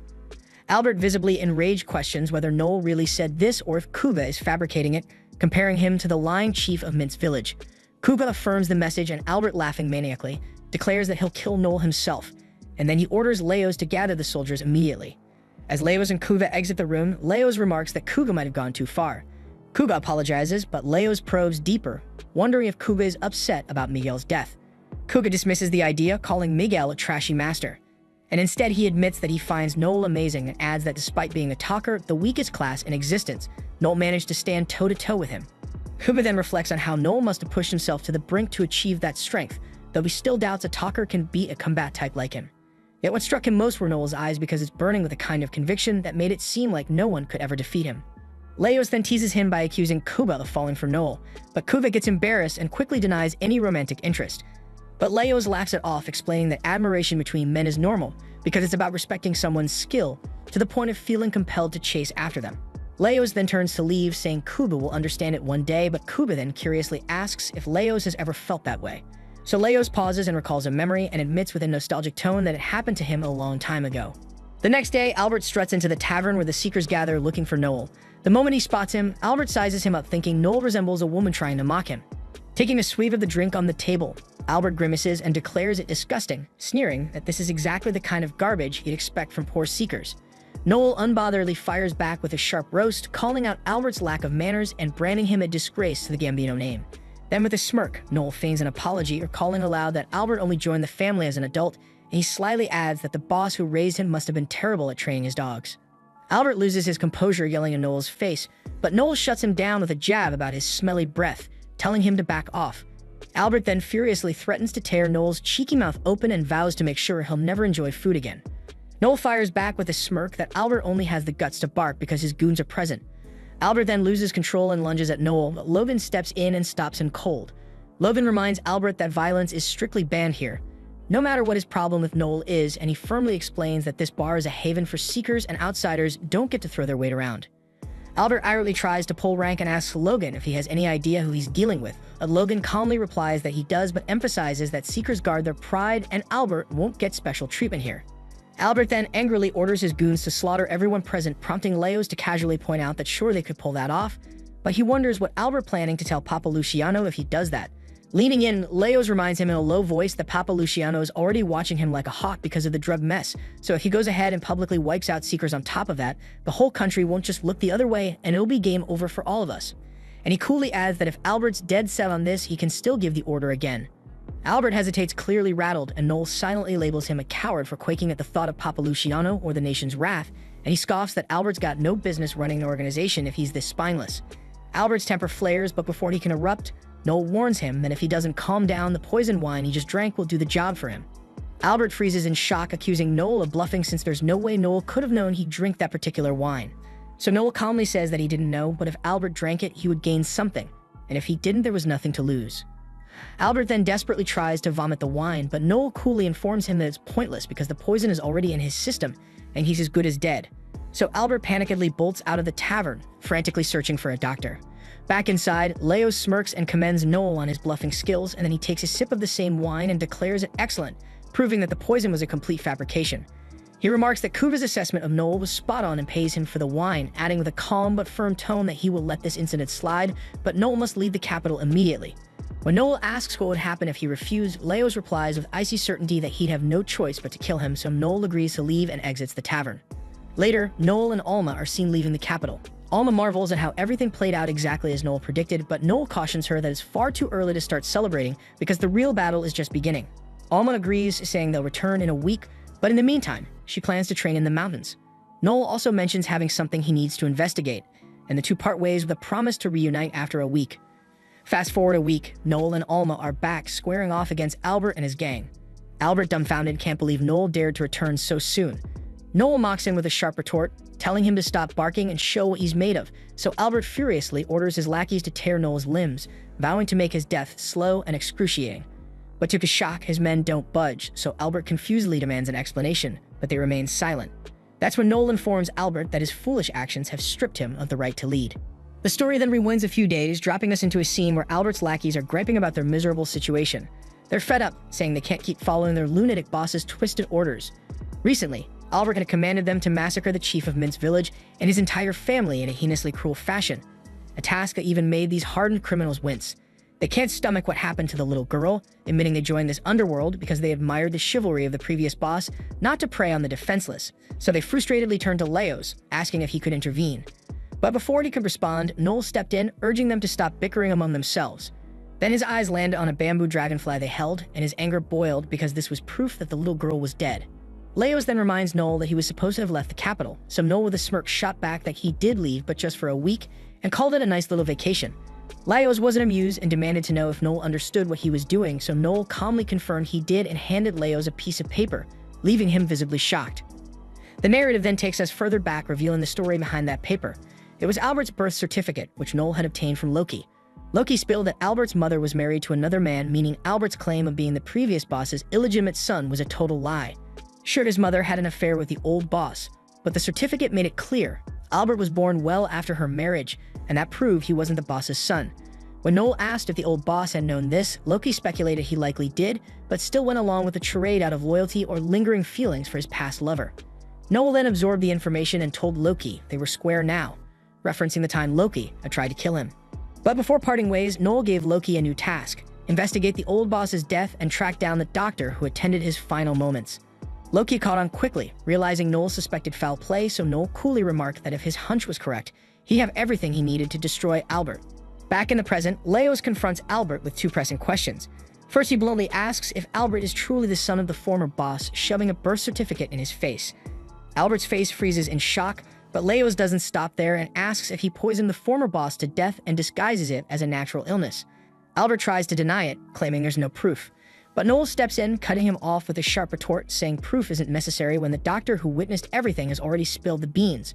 Noel reveals that the doctor confessed Albert had bribed him to stay quiet about the suspicious symptoms that pointed to poisoning. Albert is cornered and tries to call Noel a liar, but Noel smirks and says that talkers like him have a skill called confess that forces people to admit their crimes, and he calmly explains that he used it on the doctor, and the truth came pouring out. Albert is now visibly cornered, so Leos makes it clear that they won't follow him anymore, saying he's lost both their respect and any claim to leadership. Albert tries to justify himself, saying the former boss willingly passed on the position to him. But Leos scoffs, reminding him that it was only after he killed the boss in cold blood. But despite everything, Leos offers Albert one final chance out of respect for the former boss, a one-on-one duel with Noel, and if Albert wins, he'll be recognized as the boss. Albert, however, knows his odds are slim, so Leos allows him to choose a stand-in to fight on his behalf, and he can choose anyone he wants from them. Albert snaps back, saying he doesn't have to listen to them. But just then, Finocchio storms in, silencing Albert with a sharp rebuke and declaring that he'll serve as the witness for the duel. Finocchio also adds that he's been waiting for an opportunity to get rid of Albert for some time now, so when Noel proposed this plan, he jumped at the chance. On top of that, if Noel wins, Finocchio will reward him with a staggering 50 million. Albert then furiously accuses Finocchio of masterminding the entire ordeal, but Finocchio denies it outright and snaps back, saying he's fed up with Albert's constant whining and shouts at Albert to stop wasting time and pick someone to fight for him, unless Albert wants to face far worse consequences at Finocchio's hands, so Albert reluctantly agrees to choose a proxy. Finocchio then lays it out. If Albert's chosen fighter wins, he will once again be recognized as the boss of the Gambino family. And as an added bonus, Finocchio promises to overlook the mess Albert caused at the secret tavern, but he warns Albert to make his decision quickly. Albert then scans the room for a moment before ultimately selecting Kuga to fight on his behalf. Noel, however, had already anticipated this move because after all, while Kuga might not be the strongest here, he's bound by an oath of subordination, leaving him no choice but to obey Albert, even if he wanted otherwise. Alma then sees this as a chance for a rematch to prove she's stronger than Kuga, but Noel pushes her aside, insisting that he'll handle it himself. Alma tries to dissuade him, certain that Noel can't win against Kuga, but Noel remains confident and tells her to sit back and watch him in action. Then when Noel steps up to face Kuga, he quickly notices Kuga's excitement, and despite having nothing to gain, Kuga seems thrilled at the opportunity to fight him again, because to Kuga, This is a golden opportunity. Kuga then assumes that Noel must have a plan up his sleeve if he's this determined to fight personally, and he's eager to find out exactly what Noel has in store. The two opponents then rave themselves before charging at each other, but Noel leaps into the air and fires an ice bullet. Kuga manages to deflect it, but the impact creates a towering ice wall that surrounds them, blocking the view of the fight from everyone outside. As the battle unfolds, Noel keeps darting around to avoid Kuga's relentless slashes, and when he finally creates some distance, Kuga shifts into a stance, signaling his live flash. This technique amplifies Kuga's attack power sevenfold once he draws his sword, meaning that if Noel gets too close, he risks being cleaved in two. Yet Noel remains unfazed because he's already set the stage for victory. To Kuga's astonishment, Noel tosses his gun aside, claiming it's out of ammo. Instead, he pulls out a dagger, declaring it will finish the fight. But before engaging, Noel blurts out something seemingly nonsensical. He says orange peels can be used to scrub out stubborn grease stains. Kuga, thrown off by the nonsensical comment, demands to know what Noel is talking about. But Noel was counting on this distraction, using it to exploit an opening in Kuga's defenses. Now Kuga hesitates, wary of a potential hidden trick, and the hesitation is all Noel needs. Kuga eventually strikes, slashing at Noel's arm, but it's all part of Noel's plan. Noel lets Kuga's sword strike him, trapping the blade in his arm just long enough for him to wrench it away. Shocked by Noel's audacity, Kuga snarls in disbelief. But disarming Kuga isn't enough to end the fight because Kuga pushes Noel back with sheer force and lunges to retrieve his weapon before it hits the ground. And in one fluid motion, he unleashes a devastating slash that shatters the ice dome around them, sending Noel flying. But Noel isn't down yet. As he tumbles, Kuga sees an opportunity and charges forward to deliver the killing blow. What he doesn't realize is that his strike lands not on Noel, but on an ice bullet Noel had hidden in his pocket. The bullet's freezing effects spread instantly, immobilizing Kuga in a sheath of solid ice. Every move Noel made in the fight had been calculated to bait Kuga into this moment of carelessness. With Kuga frozen in place, Noel seizes the chance to finish things, so he leaps into the air and delivers a powerful kick, knocking Kuga out cold. Flashback time, we see that since childhood, Kuga had never been able to stand up for himself. With no one to care for him, he was left powerless, unable to fight back against anyone or anything. But his life took a grim turn when he became a gladiator, forced to battle for his survival. He despised every moment of it, yet those death matches forged him into someone stronger. However, no matter how much strength he gained, deep down he remained that same timid kid who couldn't defend himself, so all he could ever do was follow orders. Back in the present, the fight is over and Noel is declared the victor. Kuga lies on the ground defeated, and silently wishing he could be as strong as Noel, because despite being a talker, Noel has never let anyone trample on his freedom or ideals. Kuga knows he won't be getting up anytime soon, but with the winner of the match already decided, Albert officially loses all his rights to call himself the leader of the Gambino family. Noel, having finished his mission, calls out to Finocchio, telling him he's done here, and whatever happens to Albert now is entirely up to them. But before Noel leaves, Leo steps forward to compliment his incredible fighting skills, and thanks him for finally dealing with Albert. Laios adds that if Noel ever needs help, he'd be more than happy to lend a hand. But Noel turns him down, firmly stating that he wants no further association with the Gambino family. Later, Noel and Alma retreat to a nearby building where Alma begins tending to his wounds. As she patches him up, she scolds Noel for being reckless during the fight. That final kick to Kuga's chest, she points out was unnecessarily risky, because if Kuga had anticipated it, Noel could have easily lost. Noel shrugs it off, reassuring her that everything worked out in the end and that there's no need to worry. But Alma refuses to let it slide, reminding him that fighting is her job, and as the commander, Noel shouldn't put himself in danger like that. Noel apologizes and promises to be more careful, so Alma gets satisfied and tells him that he can always rely on her when it comes to fighting because she'll always have his back. Just then, Finocchio strolls into the room, congratulating Noel on a job well done, but there's something on his mind he needs to discuss. Noel, quick to the point, asks if this is about the payment for defeating Albert, making it clear he won't entertain any discounts. But Finocchio chuckles and assures him there's no way he'd cheapen such a deal because after all, it was a win-win. He got rid of a useless rival without lifting a finger, and Noel earned every bit of that 50 million. However, he has something else to discuss, something private, so he turns to Alma and politely asks if she can step out for a moment. Noel nods at Alma, reassuring her it's fine, and she exits the room, and the second she's gone, Finocchio cuts to the chase. He proposes Noel join his Luciano's family, promising him respect, power, and perks. In fact, if Noel agrees, Finocchio is even ready to hand him leadership of the Gambino family. Noel can't help but smirk at the offer, finding it entertaining. But he points out an obvious fact: he's only 16 years old, so how could he possibly run an entire family? Finocchio waves off the concern, claiming age doesn't matter, and what matters is Noel's guts, and Noel has them in spades. Noel acknowledges the truth in that, but he doesn't hold back and reminds Finocchio that he's turned this offer down before, so by now Finocchio should know there's no chance Noel would ever serve under anyone. Finocchio once again asks Noel if he's absolutely certain about his answer, and Noel firmly affirms that he is. In response, Finocchio reveals that his class is an A-rank Punisher, granting him access to a particularly intriguing skill. And suddenly Noel senses that something is horribly amiss. Glancing upward, he freezes as he sees Finocchio holding his heart literally in the palm of his hand. So Noel panically checks himself, and just as he feared, there is no heartbeat in his chest. Then with an unsettling calmness, Finocchio begins to explain. His judgment skill allows him to forcibly remove the heart of any target who refuses a request from him twice. But Noel's heart has been ripped from his body. He remains alive because the organ is still spatially linked to him. However, Finocchio warns that if he moves more than 5 meters away or crushes the heart, Noel's life will end. Finocchio admits he sees Noel as too dangerous to let roam freely because Noel's talent poses a growing threat to the Finocchio family, so it will be better to deal with this problem now. Noel then unfazedly asks if Finocchio plans to kill him to snuff out the potential threat. Finocchio confirms as much but offers Noel one final chance to join the Luciano family. Noel laughs defiant as ever and flatly refuses. Rising to his feet, he faces Finocchio, who warns him that fighting back is useless because the heart will not return unless Finocchio dispels the skill. Yet Noel steps closer undeterred and boldly declares his ambition. He will become the greatest seeker who ever lived, so powerful that even the Luciano family won't dare challenge him. Finocchio sneers, affirming that killing Noel now is the wisest course of action, but Noel then leans in, taunting him, daring him to follow through. But he also reminds Finocchio that the moment he acts, he'll prove himself a coward, because he was so terrified of Noel's future strength that he had to eliminate him while he was still weak. And he also adds that whether Finocchio kills him or not, Noel vows that he will bow to no one. In that charged moment, even though Finocchio is the one holding Noel's heart, Noel has firmly gripped Finocchio's heart with fear. Finocchio then backtracks with a sly grin, claiming he was just kidding about killing him, and with a dramatic flourish, he returns Noel's heart to his chest, apologizing for the misunderstanding. But as he turns to leave, he pauses at the door, throwing a sharp reminder over his shoulder.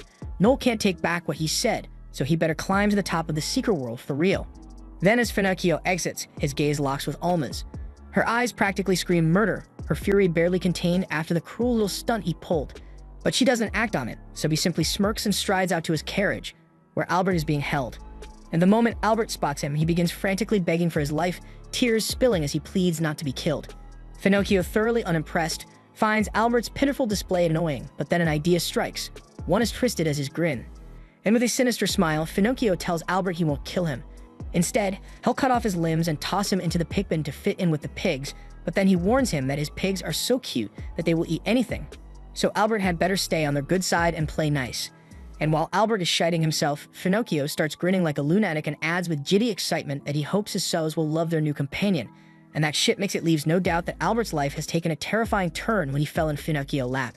The next day, Noel meets with Kuga and presents him with a contract of subordination, proof that Kuga is now bound to him as a slave. Kuga then assumes this means Noel wants to be his master, but Noel brushes off the idea because he has no use for a slave like Kuga. Sure, Kuga has some decent power, but compared to the other seekers in this world, he's little more than a weakling. Noel then makes it clear that his ambition is to rise to the top of the seeker world, and for that he needs a fierce wolf, not a whimpering pup. Noel then hands Kuga the contract and tells him he's a free man now, and he can do whatever he wants.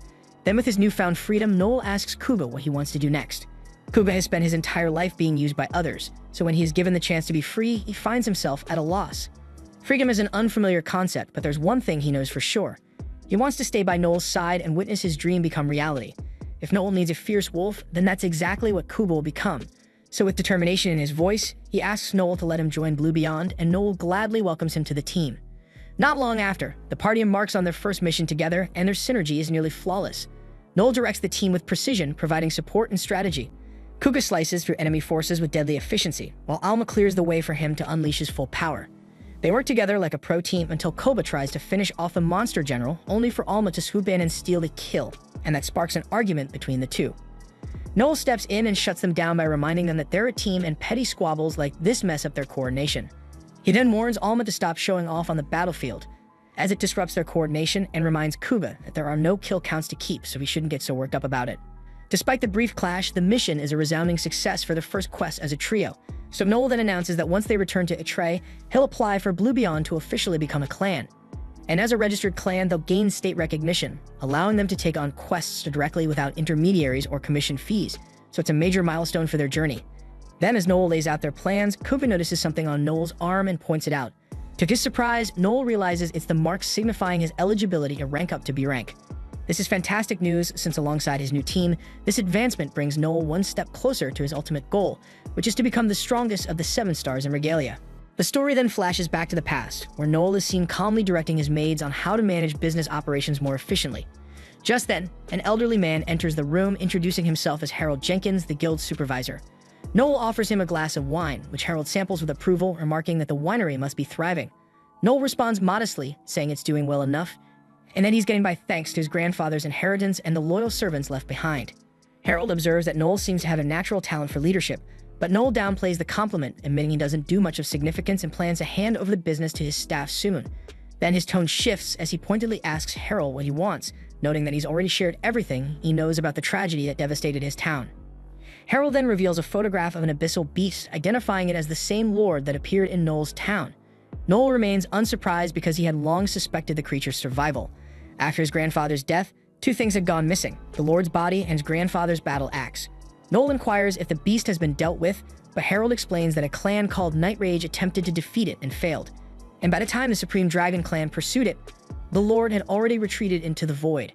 Noel is taken aback, and Harold elaborates, explaining that while abyssal beasts typically act on raw, uncontrollable instinct, this one appears to have manifested with deliberate intent. Harold further reveals that this is the same lord who defeated Over Death, speculating that its recent appearances have made it powerful enough to evolve into a new variant. Realization dawns on Noel because it could now rival the 10 Dark Lords of Abyssal Depth 13, each capable of destroying their world entirely.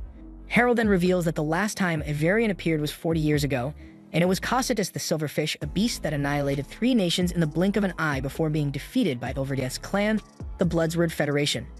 Harold explains that it marked the first time a variant had ever been defeated, and prior to this, humanity believed the only solution was to send these beasts back into the abyss.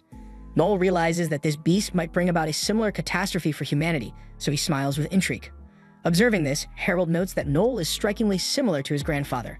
He then shares that he once served as an inspector for the Bloodsword Federation and knew Noel's grandfather well. His visit was initially to check in on Noel, but now he feels reassured, and then he remarks that Noel will turn 15 next year and will finally be able to start his journey as a seeker.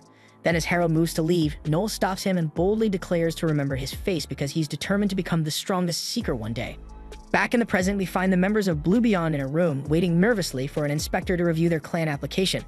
Noel then advises Kuba to answer the inspector's questions normally, but Kuba frets and wonders what would happen if his answers upset the inspector. Noel reassures him that it won't matter, but Alma raises the stakes by teasing that their application could be rejected if Kuba slips up. And this only makes Kuba more anxious as he frets over ruining Noel's dream, while Alma darkly jokes that if he fails, he should just die, adding that it would leave her alone with Noel, which she openly hopes for. Noel tries to calm them down when they suddenly sense a sinister presence. They tense up, only to realize it's Harold entering the room. Harold tells them to relax and begins reviewing their application. He notes their preparation, impressed that they secured both a clan house and the steep 20 million fee, showing they've done their research. Noel confidently informs Harold that both he and Alma will rank up as soon as the clan is formed. Harold also observes that their clan's name differs from their party's current name, prompting Noel to explain that he plans to change the party name once the clan is official. But despite their preparations, Harold rejects the application. Meanwhile, we see the Vice Clan Master of Supreme Dragon, a 1-star Regalia clan, standing victorious after single-handedly defeating a Depth 12 Abyssal Beast. And his name is Zeke Feinstein, the Innocent Blade. Back in the room, Harold explains that they are currently prioritizing stronger Seekers, and that Blue Beyond doesn't meet the qualifications to match his standard. So when Noel asks why the requirements have changed, Harold reveals the discovery of a massive mana presence on the western border. The underground mana flow there is reaching critical levels, and it's only a matter of time before it erupts. He then estimates that they have about a year to prepare. When this time comes, a massive abyss will form, and at depth 13 a Lord variant is expected to emerge. Kuva nervously suggests stopping it before it happens, but Harold dismisses the idea, explaining that interfering with the mana flow would only trigger even worse disasters. Alma then wonders aloud if the variant could be defeated, prompting Harold to recall the victory over Cocytus. He explains that while Cocytus was defeated and the Empire now thrives as a result, such a battle would require a major coalition of top Seekers and Regalia. But despite acknowledging their strengths, Harold admits that after witnessing a variant firsthand, even he isn't confident victory is possible. He then cautions them to keep this information to themselves and once again rejects their application, stating they lack the resources to train rookies. As Harold finishes, Noel abruptly leaves, his determination and demeanor eerily reminiscent of his grandfather Overdeath.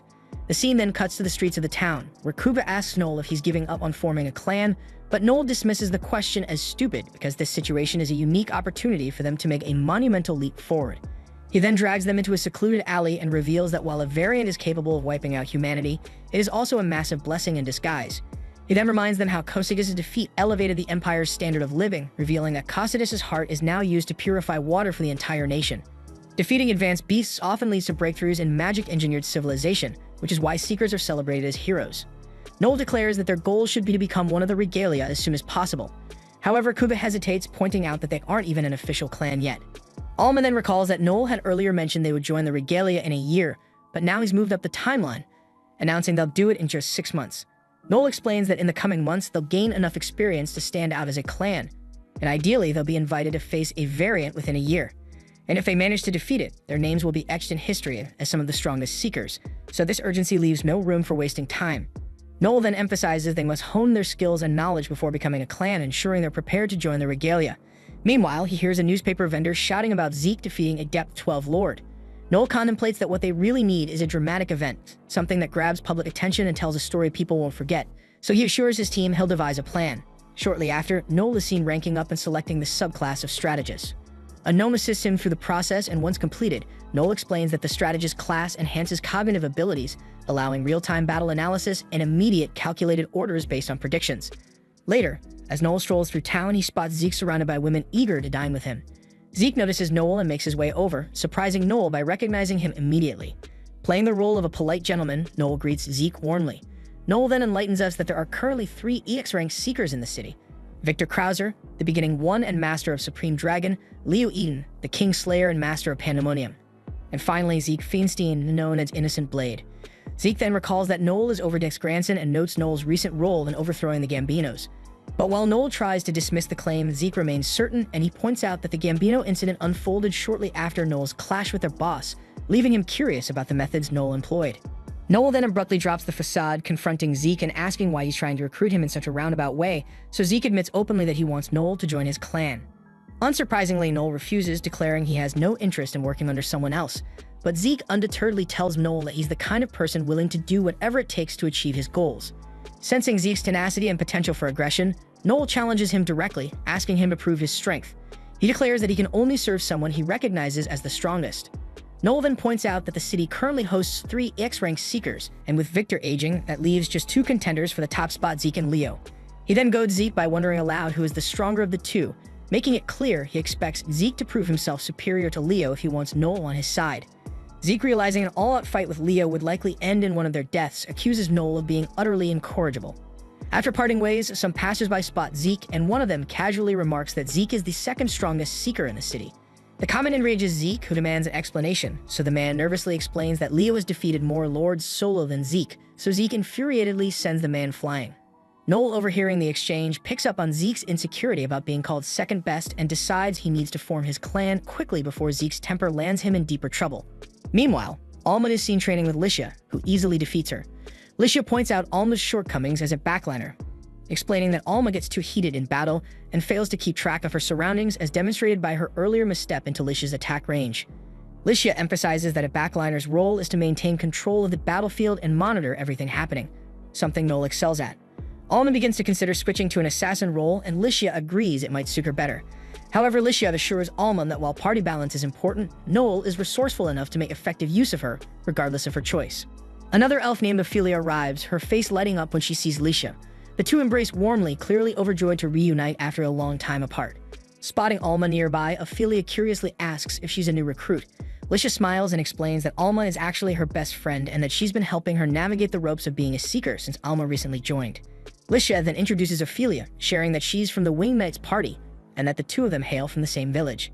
As they chat, the rest of Ophelia's party joins them, so Licia introduces each member: Vaclav, the Summoner, Keen the Lancer, and their leader Leon Frederick.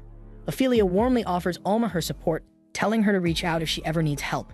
Alma thanks her, but Ophelia elaborates, saying Seekers should watch each other's backs, especially with troublemakers throwing their weight around lately.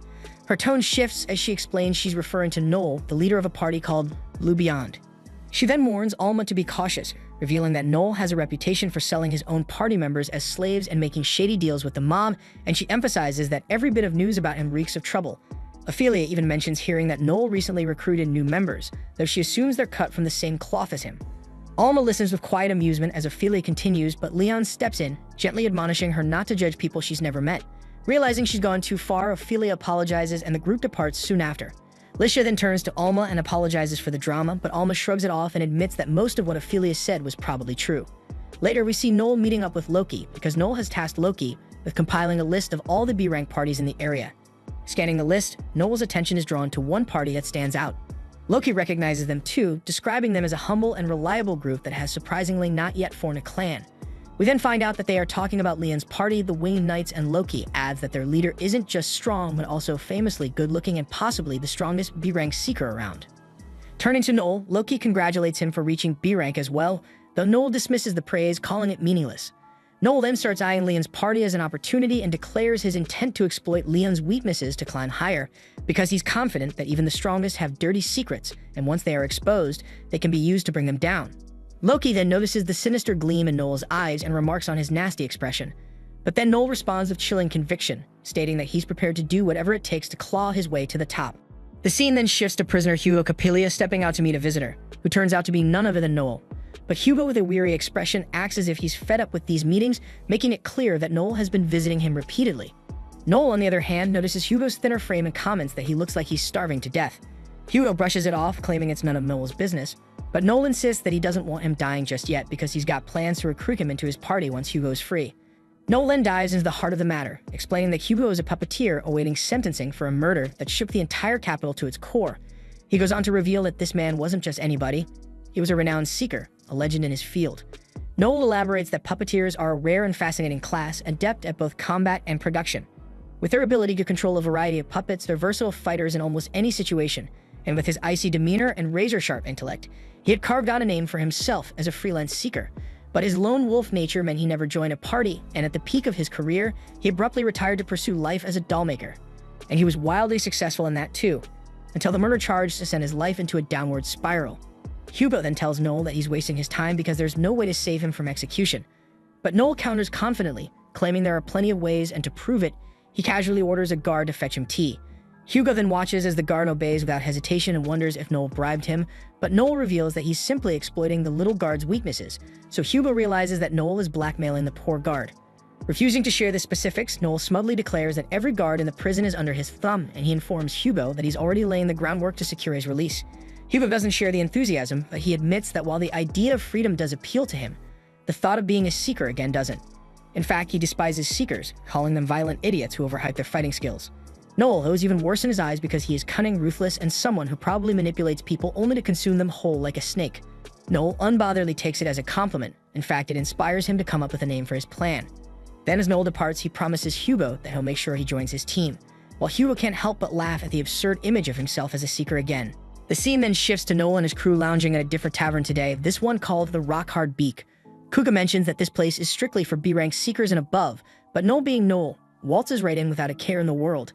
As he enters, he's greeted or rather misjudged by a gruff seeker who mistakes him for a girl. Noel quickly clears up the misunderstanding, but the seeker is clearly not impressed and mocks him by saying that real men should have battle scars. So Noel undeterredly remarks that maybe the seeker's scars are just his way of proving he's not a girl, and that shit angers the man. Then Noel calmly asks him by his name if he wants to fight. But Edgar scoffs and declares that he's not going to be intimidated by Noel just because he's heard of him.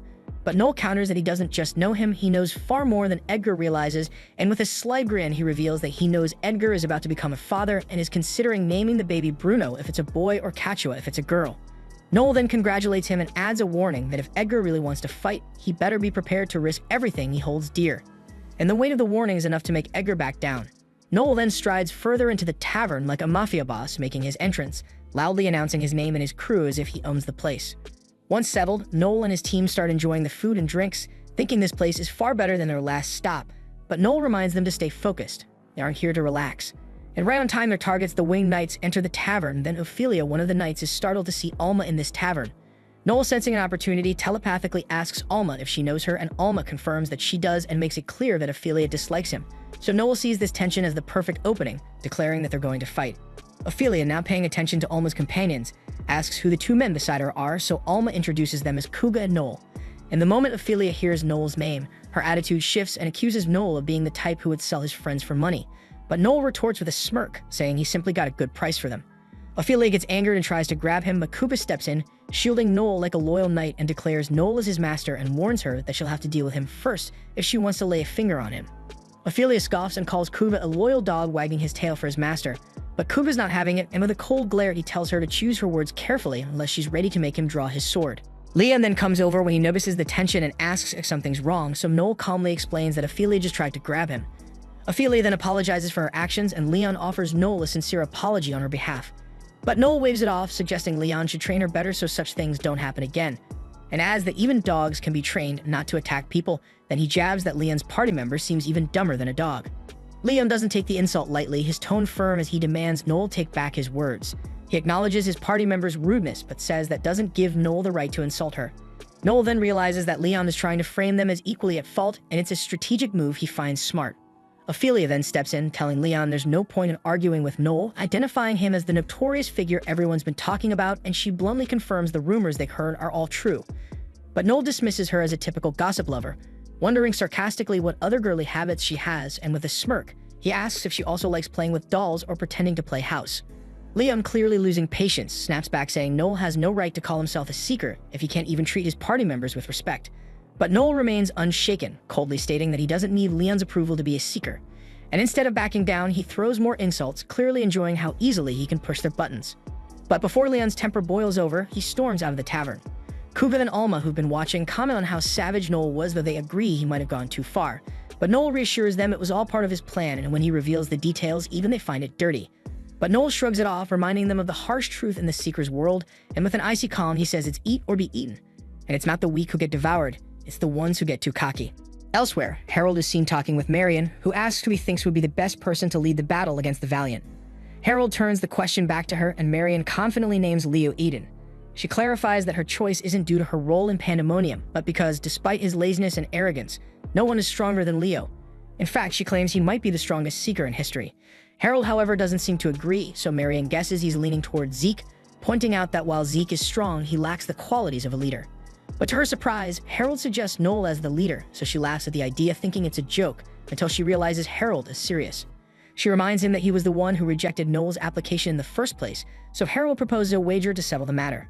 If Marion's choice becomes the commander, she'll be made head of the Jenkins family. But if she loses, she'll have to enroll in etiquette school, something Harold says she desperately needs as she lacks grace despite being a lady. He then teases her further, asking if she's too afraid to accept, and provoked by his taunt, Marion agrees to the bet, and Harold quietly hopes that Noel won't disappoint him.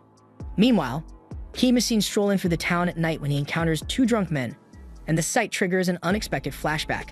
In the memory, a young Leon is shown being bullied by some kids after he reported them for shoplifting. True to his role as a knight of justice, Leon lectured them on how stealing was wrong. But the bullies mocked him, ignoring his words, and began picking on him. They only scattered when Keem appeared, scaring them off. King, seeing Leon's plight, advised him to learn how to fight so he wouldn't keep getting targeted. However, Leon rejects the idea, so Keem asks why, as he has a combat-tech job. But Leon says that he doesn't believe in responding to violence with violence. Keem was surprised by his pacifist stance and tried to dismiss it, but Leon's earnestness gave him pause. The two sat down to talk, and Keem floated the idea of becoming Seekers together because he believed they had the potential to be the best Seekers ever. Leon, however, expressed doubt, saying he wasn't as strong as Keem, but Keem reassured him, pointing out that Leon had the swordsman class, and also they both have what it takes to be a Seeker. But even then, Leon hesitated, unsure about the path, so to convince him, Keem appealed to his sense of justice, saying they can use their roles as Seekers to protect people by eliminating dangerous beasts. This argument struck a chord, and Leon finally began to consider the idea. Reflecting on the past, Keem admits that he's been drawn to Leon's ideals ever since they were kids. But back then, his own motivations were far less noble because he simply wanted to make a name for himself. Fast forward to the time when their party faced a Depth 7 abyssal beast, and we see Keem hold the beast down, giving Leon the perfect opening to finish it off with a single strike from his Seraphim blade. That decisive blow took the beast down instantly.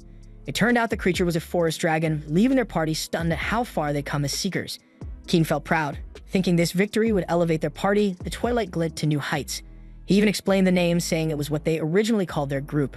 But as fate would have it, the name never stuck because people started calling them the Winged Knights, inspired by Leon's flashy special wings ability. So Keem couldn't help but think Leon was the only one who truly stood out among them. Back in the present, Keem runs into Leon at another bar and confronts him about why he got so fired up earlier in the tavern. Leon honestly has no clue himself, so Keem speculates it might have been jealousy because some fresh Seeker, waltzing into Rockhard Beak, acting like he owned the place. Keem figures it'd be normal to feel envious, given how long it took their group to earn recognition there, and Leon is surprised that he hadn't even realized his own feelings until now. Shifting gears, he admits Noel is impressive and that his hard work deserves respect even if he doesn't approve of his methods. Keem, however, pokes at the idea, asking if Leon's really okay with letting some upstart kids surpass them. To drive the point home, Keem pulls out a letter. He explains it's from the Seekers Guild, urging skilled parties to form clans without delay. He also mentions that Vaclav and Ophelia received similar letters. Leon reveals he got one too, and he'd already invited the party to the tavern to discuss it, but Noel's antics had interrupted them. Keem adds that the others have agreed to leave the decision to Leon, and this catches Leon off guard, making him feel like he's not respected as a leader. But Keem brushes that off, saying it just saved them time. Then in the end, they agree that it's time to form a clan. The next day, Keem and Leon approach Harold to discuss their application, only to have it rejected. They confusedly ask why, pointing out that all their documents are in order and that they meet the qualifications. Harold explains that under normal circumstances they'd be accepted, but the impending battle with the Valiant changes everything because now they need people who are ready to fight immediately. Keem argues that this shouldn't be an issue as they've already defeated a forest dragon. But Harold counters by asking why they didn't apply to form a clan right after such a feat, and he implies they lack the ambition needed to climb higher as seekers. Keem then frustratedly demands to know why Harold sent them letters in the first place if he thought they weren't ready. But Harold surprises them by revealing that no one from his office sent any letters, so it must have been a hoax, so Keem is baffled, wondering why someone would do such a thing. But Harold, clearly uninterested in speculation, tells them their meeting is over and asks them to leave. But Leon is so determined and pleads for another chance. Harold relents, saying they can prove themselves by completing a test. To gain recognition as a clan, they must defeat a specific beast. And when they ask what the beast is, Harold reveals it's a mind-reading Dantalian from Abyssal Depth 8. Keem, though momentarily surprised, tells Leon not to hesitate because if they want to continue as seekers, they'll have to face such challenges eventually, so Leon resolutely agrees to the task. But then Harold adds another twist. The test will be a competition. Another party whose application was also rejected requested a second chance, and Harold decided that only one party will be acknowledged as a clan, so whichever group completed the task first would earn the recognition. And as Harold finishes his explanation, the doors open and Noel enters the room, shocking Keem and Leon as they realize their rivals are blue beyond. Then Harold explains the rules of the examination and informs them that the win condition for them is to defeat the Dantalian, and he asks them whether they are aware of this beast. So Noel tells him that it is a beast which can read minds and largely takes the figure of an ape. It reads minds with the third eye on its forehead, and by nature it's cunning and cruel, and adds that poor seekers who could not kill it have been subjected to days of excruciating torture. Harold stops him there, deciding to spare them the grim details right before they face such a creature. Instead, he focuses on the critical part. Both the Winged Knights and Blue Beyond will compete to defeat this beast, and whoever knocks it out first wins the whole thing. Noel asks him if it will be allowed to take out the other party before the Dantalian, and before Harold can utter a word, Keem tells him that they have no rule of killing people and that they aren't going to break that rule. But Harold comforts them by saying that they will let them interfere with the other party, but killing is strictly prohibited. And once an opponent is subdued on the ground, more attacks are allowed and restraints may only be used in areas without beasts. He then tells them to be careful and follow the rules, as he will be keeping an eye on the place with one of his skills and find out if someone has broken a rule. Keem and Leon do not have any issues on this matter, but Noel wants to know what will happen in case of interference before the exam, saying he wanted to make this clearer. Harold curiously asks for what reason, and Noel reveals that he was nearly attacked by the elf in the other party the previous night, raising concerns about his safety. Leon apologized for this, but Noel does not trust that Leon's party won't do it again and asks Harold to set a rule that every member is present in good condition at the test date. Harold agrees to add the rule and emphasizes that there will be no second chances for this exam. He makes it clear that the losing party will be required to disband and never allowed to work together again. Breaking this rule will result in the complete revocation of their secret qualifications, and to seal the deal, Harold presents a document outlining these terms and asks them to sign. Noel then signs without a second thought, and Leon follows suit. And with that done, Harold announces the exam will commence at noon in 3 days. Leon then turns to Noel and says that this may sound arrogant, but his team is outmatched by Noel's team in terms of ability. But he acknowledges that Noel's skills seem to defy conventional wisdom, so he declares that he won't be holding back and give it his all. But Noel just shakes Leon's hand, and with a sly grin, he casually mentions that he ranked up recently. And as a strategist, he boasts new abilities, including predictive skills sharp enough to see the future. And with a mischievous glint in his eye, he claims he has already foreseen Leon sobbing at his feet in defeat. Leon accepts the taunt, eagerly anticipating the competition. Fast forward to the day of the test. Harold signals the start of the exam, and Leon's party charges headfirst into the abyss before them. Noel and his group, however, take an unexpected turn. They pull out lunchboxes and settle down for a picnic. Liam gets surprised and demands to know what they're doing, and Noel answers plainly that they're having lunch. Liam angrily reminds Noel that this is a competition, not a leisure retreat, but Noel explains that they can't fight on an empty stomach and that there's no need to rush. He even generously offers Liam's party the first shot at the Dantalian, calling them the more skilled group. Liam grows frustrated, but Keem steps in to stop him from acting impulsively, and they really need to go first. He explains that if the examiner pair them with Noel's group, it means their own team is being underestimated, and they can't afford to waste time. Leon reluctantly listens, but as they leave, Leon tells Noel he's disappointed in him. The scene then cuts to Leon's party inside the Abyss, where Ophelia warns them that the monsters will arrive in about 5 minutes. Leon decides they'll intercept them at this spot, but before they can begin, Vaclav speaks up. He reveals that Noel approached him recently, spreading lies and trying to convince him to betray the Winged Knights. Leon is shocked, and Vaclav clarifies that he firmly declined the offer but wonders if Noel approached the others as well. Ophelia admits she was also approached by Noel and that she refused his proposal. Keem follows, revealing that Noel tried to recruit him too, so Leon is now visibly irritated because he can't believe that Noel targeted everyone but him, jokingly expressing that he feels left out. Vaclav then points out how absurd it was for Noel to think they would betray their friends and laughs at the ridiculous offer of freedom as a reward. The others agree, and Keem reassures Leon to put it out of his mind and focus on the mission ahead, and he promises they will never betray the Winged Knights. Just then, the enemy arrives and the party springs into action, engaging the monsters in combat. Meanwhile, outside the Abyss, Harold is seen deep in thought while holding a letter, and he recalls a conversation he had with Noel after explaining the rules. Harold had complimented Noel on successfully baiting the Winged Knights into participating, but scolded him for going too far by fabricating fake letters. Noel defended himself, reminding Harold that he had approved the plan.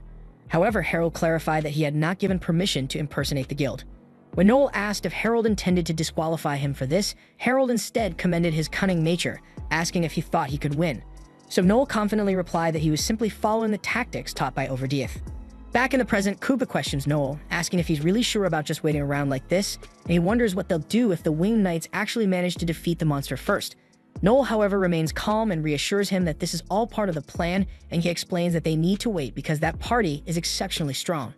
Alma then curiously presses him for details, so Noel elaborates, stating that among the Winged Knights, Leon is the most talented. Not only is he exceptional in combat, but he also has an unparalleled sense of awareness about his surroundings. Adding to this, he possesses the Angel Wings ability and was born with a naturally faster mana flow than most, allowing him to activate his skills as quickly as he can think. However, Noel points out that Leon's extraordinary talents can also be his greatest weakness, especially given his hero syndrome. Alma, intrigued, asks Noel to elaborate further, so Noel explains that Leon's righteous nature won't allow him to compromise. He'll always prioritize doing what he believes is right, even if it costs him a guaranteed victory. Kuga, still skeptical, questions what could possibly be wrong with that. Noel smirks and tells him he'll understand soon enough, confidently assuring them that they are going to win.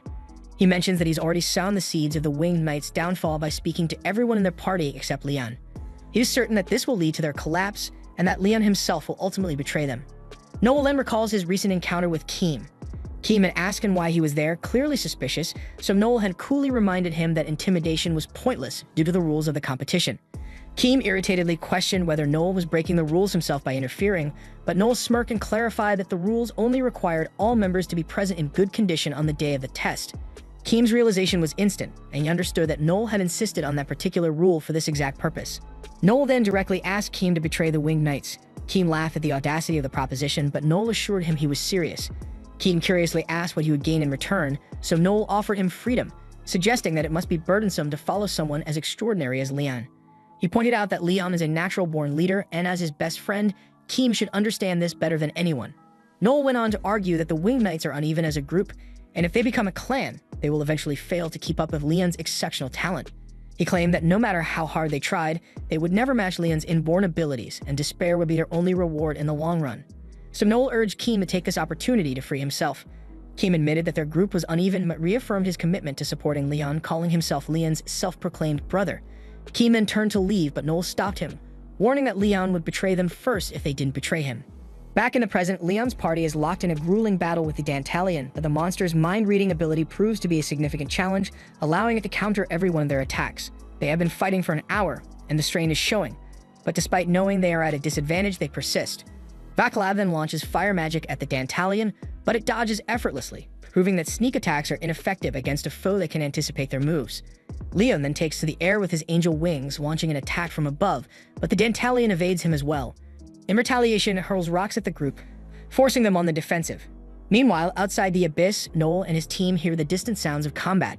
Kuga then anxiously asks Noel if they should intervene, but Noel insists they will only step in after Leon's party has exhausted themselves completely. Inside the Abyss, the battle takes a grim turn, as the Dantalion's latest assault gravely injures Ophelia, severing her hand. Leon then immediately orders the group to retreat, taking Ophelia with them, while he stays behind to keep the monster occupied. As the others withdraw, Leon courageously blocks the Dantalian's attacks. The Dantalian taunts him, declaring that they have no chance of winning, but Leon refuses to back down and uses a blinding flash of light to disorient the Dantalian. We then see that Leon and his party regroup inside an invisible barrier, where Vakalev has healed Ophelia. Her hand has been reattached, but she can't draw her bow yet. Despite the situation, Leon insists they can still win, but Keem interrupts, saying he has an idea. He volunteers to act as a decoy, distracting the Dantalian so Leon can use his ultimate move, Seraphim Blade, to defeat it. Leon immediately pushes back, saying the plan is too risky. Keem argues that he dodged this attack before and can do it again, so he asks Leon to trust him, but Leon hesitates, pointing out that the Dantalian can read minds. It will know Keem is a decoy, making the plan unlikely to work.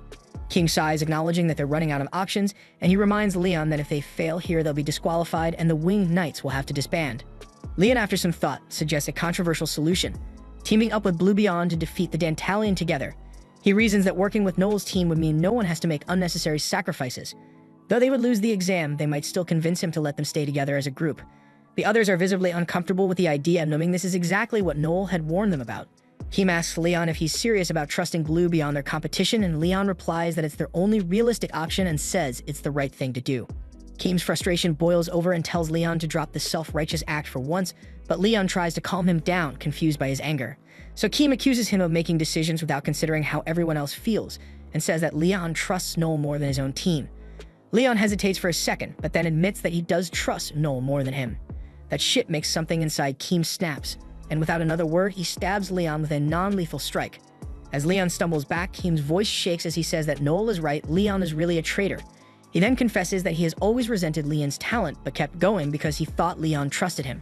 He admits he was even willing to risk his life for Leon's sake, but now he feels betrayed and can't do it anymore, and he just wants to be free.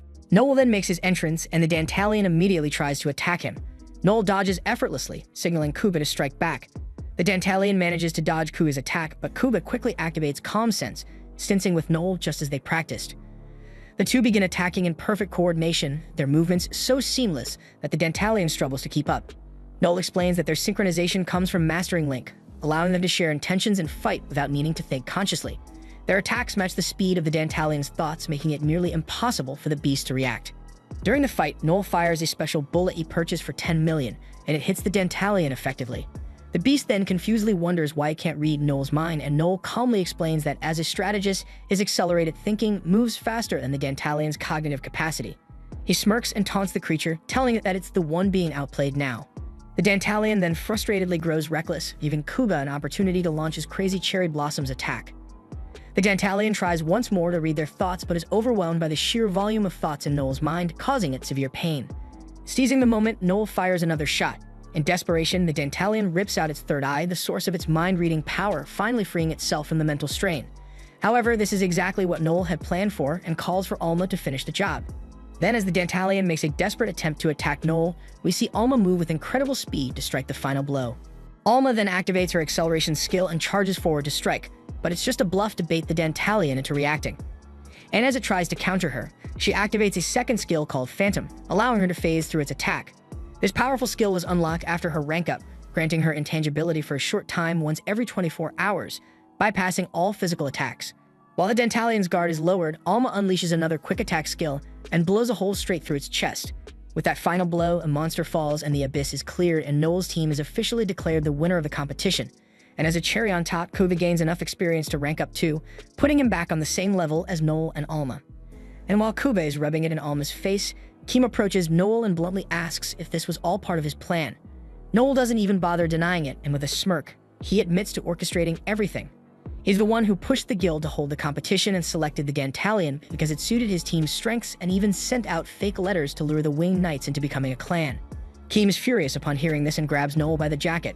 But Noel remains calm and points out that the Winged Knights had a hand in their own downfall, as he is the one who betrayed Leon out of jealousy. Everyone in the Winged Knights is strong, but only Leon is truly gifted, and the rest are left living in the shadow of his brilliance. So it's natural for envy to creep in, but they buried it for so long that it slowly corroded their bond.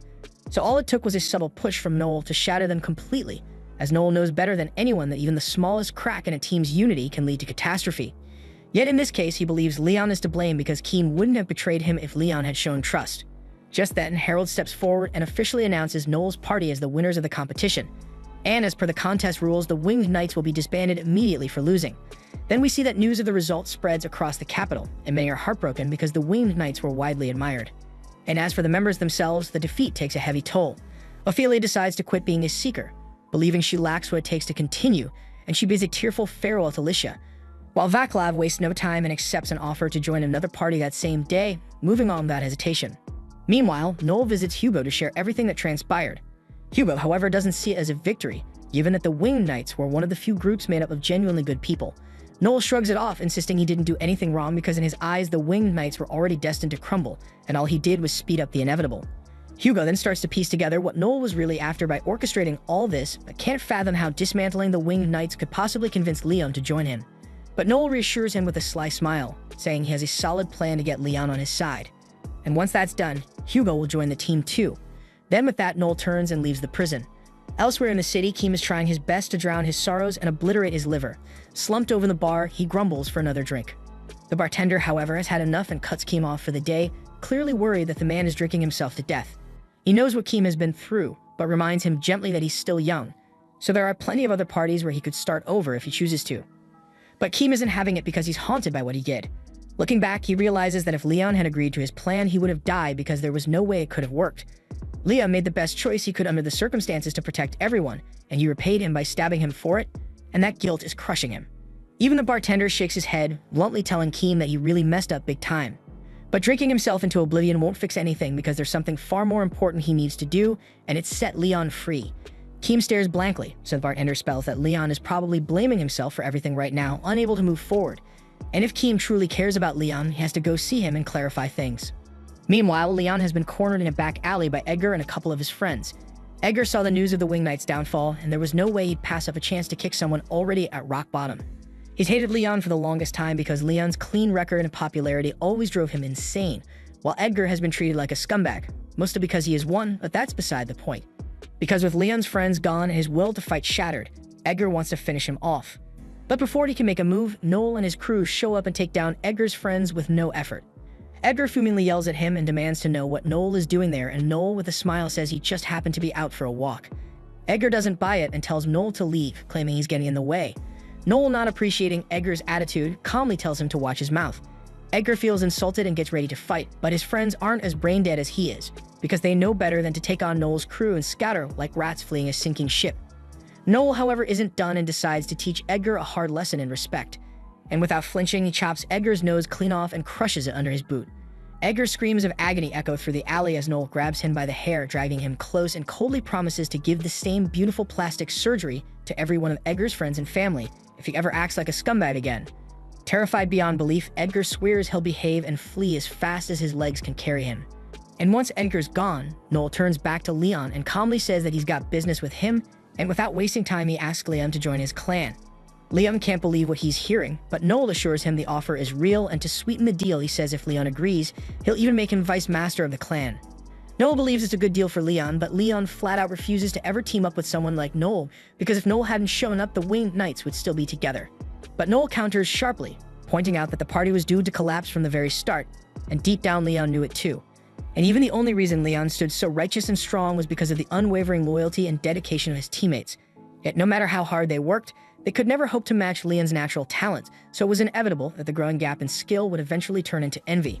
Liam reluctantly admits that Noel has a point, but he still can't bring himself to accept the offer because to him, joining Noel would mean giving up on everything the Winged Knights had worked so hard to build. Noel challenges him, asking if he plans to stop fighting entirely, because if he gives up now, then the glory of the Winged Knights will fade into oblivion. But if Liam makes a name for himself as a seeker, he could keep their legacy alive. Noel knows people might see Leon as a traitor, but this is one time Leon has to be selfish to protect what matters most to him. Leon considers Noel's words and realizes there's truth in them, but before making any decisions, he demands to know why Noel chose to become a seeker in the first place. And without missing a beat, Noel declares that he intends to become the undisputed greatest seeker of all time, and he'll achieve that goal no matter what it takes. The sheer conviction in Noel's voice is enough to sway Leon, but then Leon makes it clear. If Noel doesn't follow through on his promises, he'll never forgive him. The two then shake hands, sealing their new partnership, and walk out of the alley together as a unified clan. Meanwhile, Marion is reviewing the case file with her grandfather, and she's not impressed. To her, Noel is nothing short of slimy because not only did he destroy the noblest party in the land, but he also poached their leader for himself after that shit. Harold agrees it's not exactly the most moral move, but he admits he can't complain. After all, it's resulted in a far more promising clan, and he's eager to see what they're capable of. In fact, he already has another quest lined up for them. An abyss that manifested just the other day, with a terrifying depth level of 9, the toughest challenge yet, and his boss is the ghost-controlling wolf, Garmer. Meanwhile, as Noel and the others walk through the city with Leon, murmurs ripple through the crowd. People begin calling Leon a hypocrite for teaming up with the man responsible for the Winged Knight's downfall. But Noel brushes it off, telling Leon not to let it get to him because once he has proven yourself, they won't dare criticize you openly. Then suddenly a furious voice shouts Noel's name from behind, and it turns out to be Keem. Seething with rage, Keem yells that everything is Noel's fault and swears to kill him. But before Keem can act, Leon steps between them, trying to de-escalate the situation. Leon pleads with Keem, telling him that killing Noel won't change anything. But Keem's still fuming and refuses to listen to someone he now considers a traitor, and if Leon insists on defending Noel, then Keem will take him down first. Keem lunges at Leon, forcing him to defend himself. Then as Leon moves to counter, he catches Keem's smirk and suddenly understands. Keem is doing this on purpose, trying to improve Leon's public image. Realizing this, Leon knocks Keem out in the gentlest way possible. The crowd erupts in praise, marveling at Leon's strength and skill for taking an opponent down without even unsheathing his sword. Leon doesn't feel right about the situation, but he's made his decision to follow his new path and won't turn back, even if it means losing Keem's friendship. As he walks away, though, he hears Keem softly wish him good luck. Leon hesitates, wanting to turn back and properly make amends, but Noel stops him and tells him firmly to keep walking because this is what Keem wants, and the best way you can honor him is to grow as strong as possible. Later that day, Noel proudly unveils their new clan house, and he's grinning ear to ear as he boasts about only paying $20 million for it. The others are stunned by how cheap it was, but Leon remembers hearing troubling rumors about the place. Supposedly, it was once a grim execution ground, and to this day, everyone who's lived there claims to have been haunted by the ghosts of the dead, and that shit explains the suspiciously low price. Seeing their nervous expressions, Noel confidently waves off their concerns by saying that they don't have to worry about the ghosts because he has a plan for that. And with a smug grin, he pulls out a skill book he recently purchased, and it's the exorcism skill that allows him to instantly wipe out any type of undead creature. So he adds with a smirk that the ghosts here shouldn't be a problem. Now that the living situation is sorted, Noel pulls out a special necklace and tells everyone they'll each get one. It's a snake with angel wings, and Noel explains it's meant to symbolize the raw duality of good and evil within the group, and also from this moment forward, they'll be known as Wild Tempest. A few days later, the team takes on their first mission as a clan against Garmer, but the swarm of ghosts Garmer keeps summoning is far too much for Noel's exorcism skill to handle, so he frustratedly admits he doesn't know what to do. Garmer isn't just strong, he's clever, and clearly trying to wear them down before going in for the kill. Noel snaps into command mode, ordering Kuga and Alma to back up Leon, while he unleashes his ultimate Seraph Blade to wipe out the ghosts. Leon doesn't think this is a smart move and says so, but Noel shuts him down, telling him to follow orders. They then execute Noel's plan with precision, wiping out all the ghosts. But Garmer remains untouched, forcing the team to retreat into a nearby cave. Exhausted and barely able to move, the group doesn't get a second to catch their breath because Garmer stomps into the cave, snarling that he's going to eat them alive. But before Garmer can make his move, Noel calmly steps forward and offers him a deal. He says that if Garmer spares them, he'll give the beast some useful information, so Garmer gets intrigued and asks what he's talking about. Noel then casually pulls a mister from his pocket and sprays it into the air. Garmer gets baffled and scoffs at how something so trivial could help him, but what Garmer doesn't realize is that Noel just unleashed a fast-acting poison into the air, and as it hangs in the air, it immediately begins to take effect on Garmer. Noel then explains that the poison is one of Alma's assassination skills, crafted to be especially lethal to beasts like Garmer. The beast growls that a little poison won't stop him before he eats them, but Noel isn't fazed, and with a smirk, he reveals that he loaded the entire cave with poison beforehand. And then we see that Garmer's strength quickly fades and he collapses to the ground, and it was all part of Noel's master plan. By pretending to lose, he lured Garmer into a false sense of security, and now, with Garmer weakened, Noel steps forward and delivers the finishing blow, ending the battle once and for all. When the mission wraps up, Noel meets with Harold, who congratulates him on his first victory as a clan leader. But Noel, ever the ambitious strategist, isn't satisfied. He vows to reach the pinnacle as the greatest seeker ever, and to achieve that as a talker, he'll first turn Wild Tempest into the strongest clan of them all. But this is the end of Season 1, so don't forget to like and subscribe to encourage me to do more, and don't forget to check the other videos on the channel.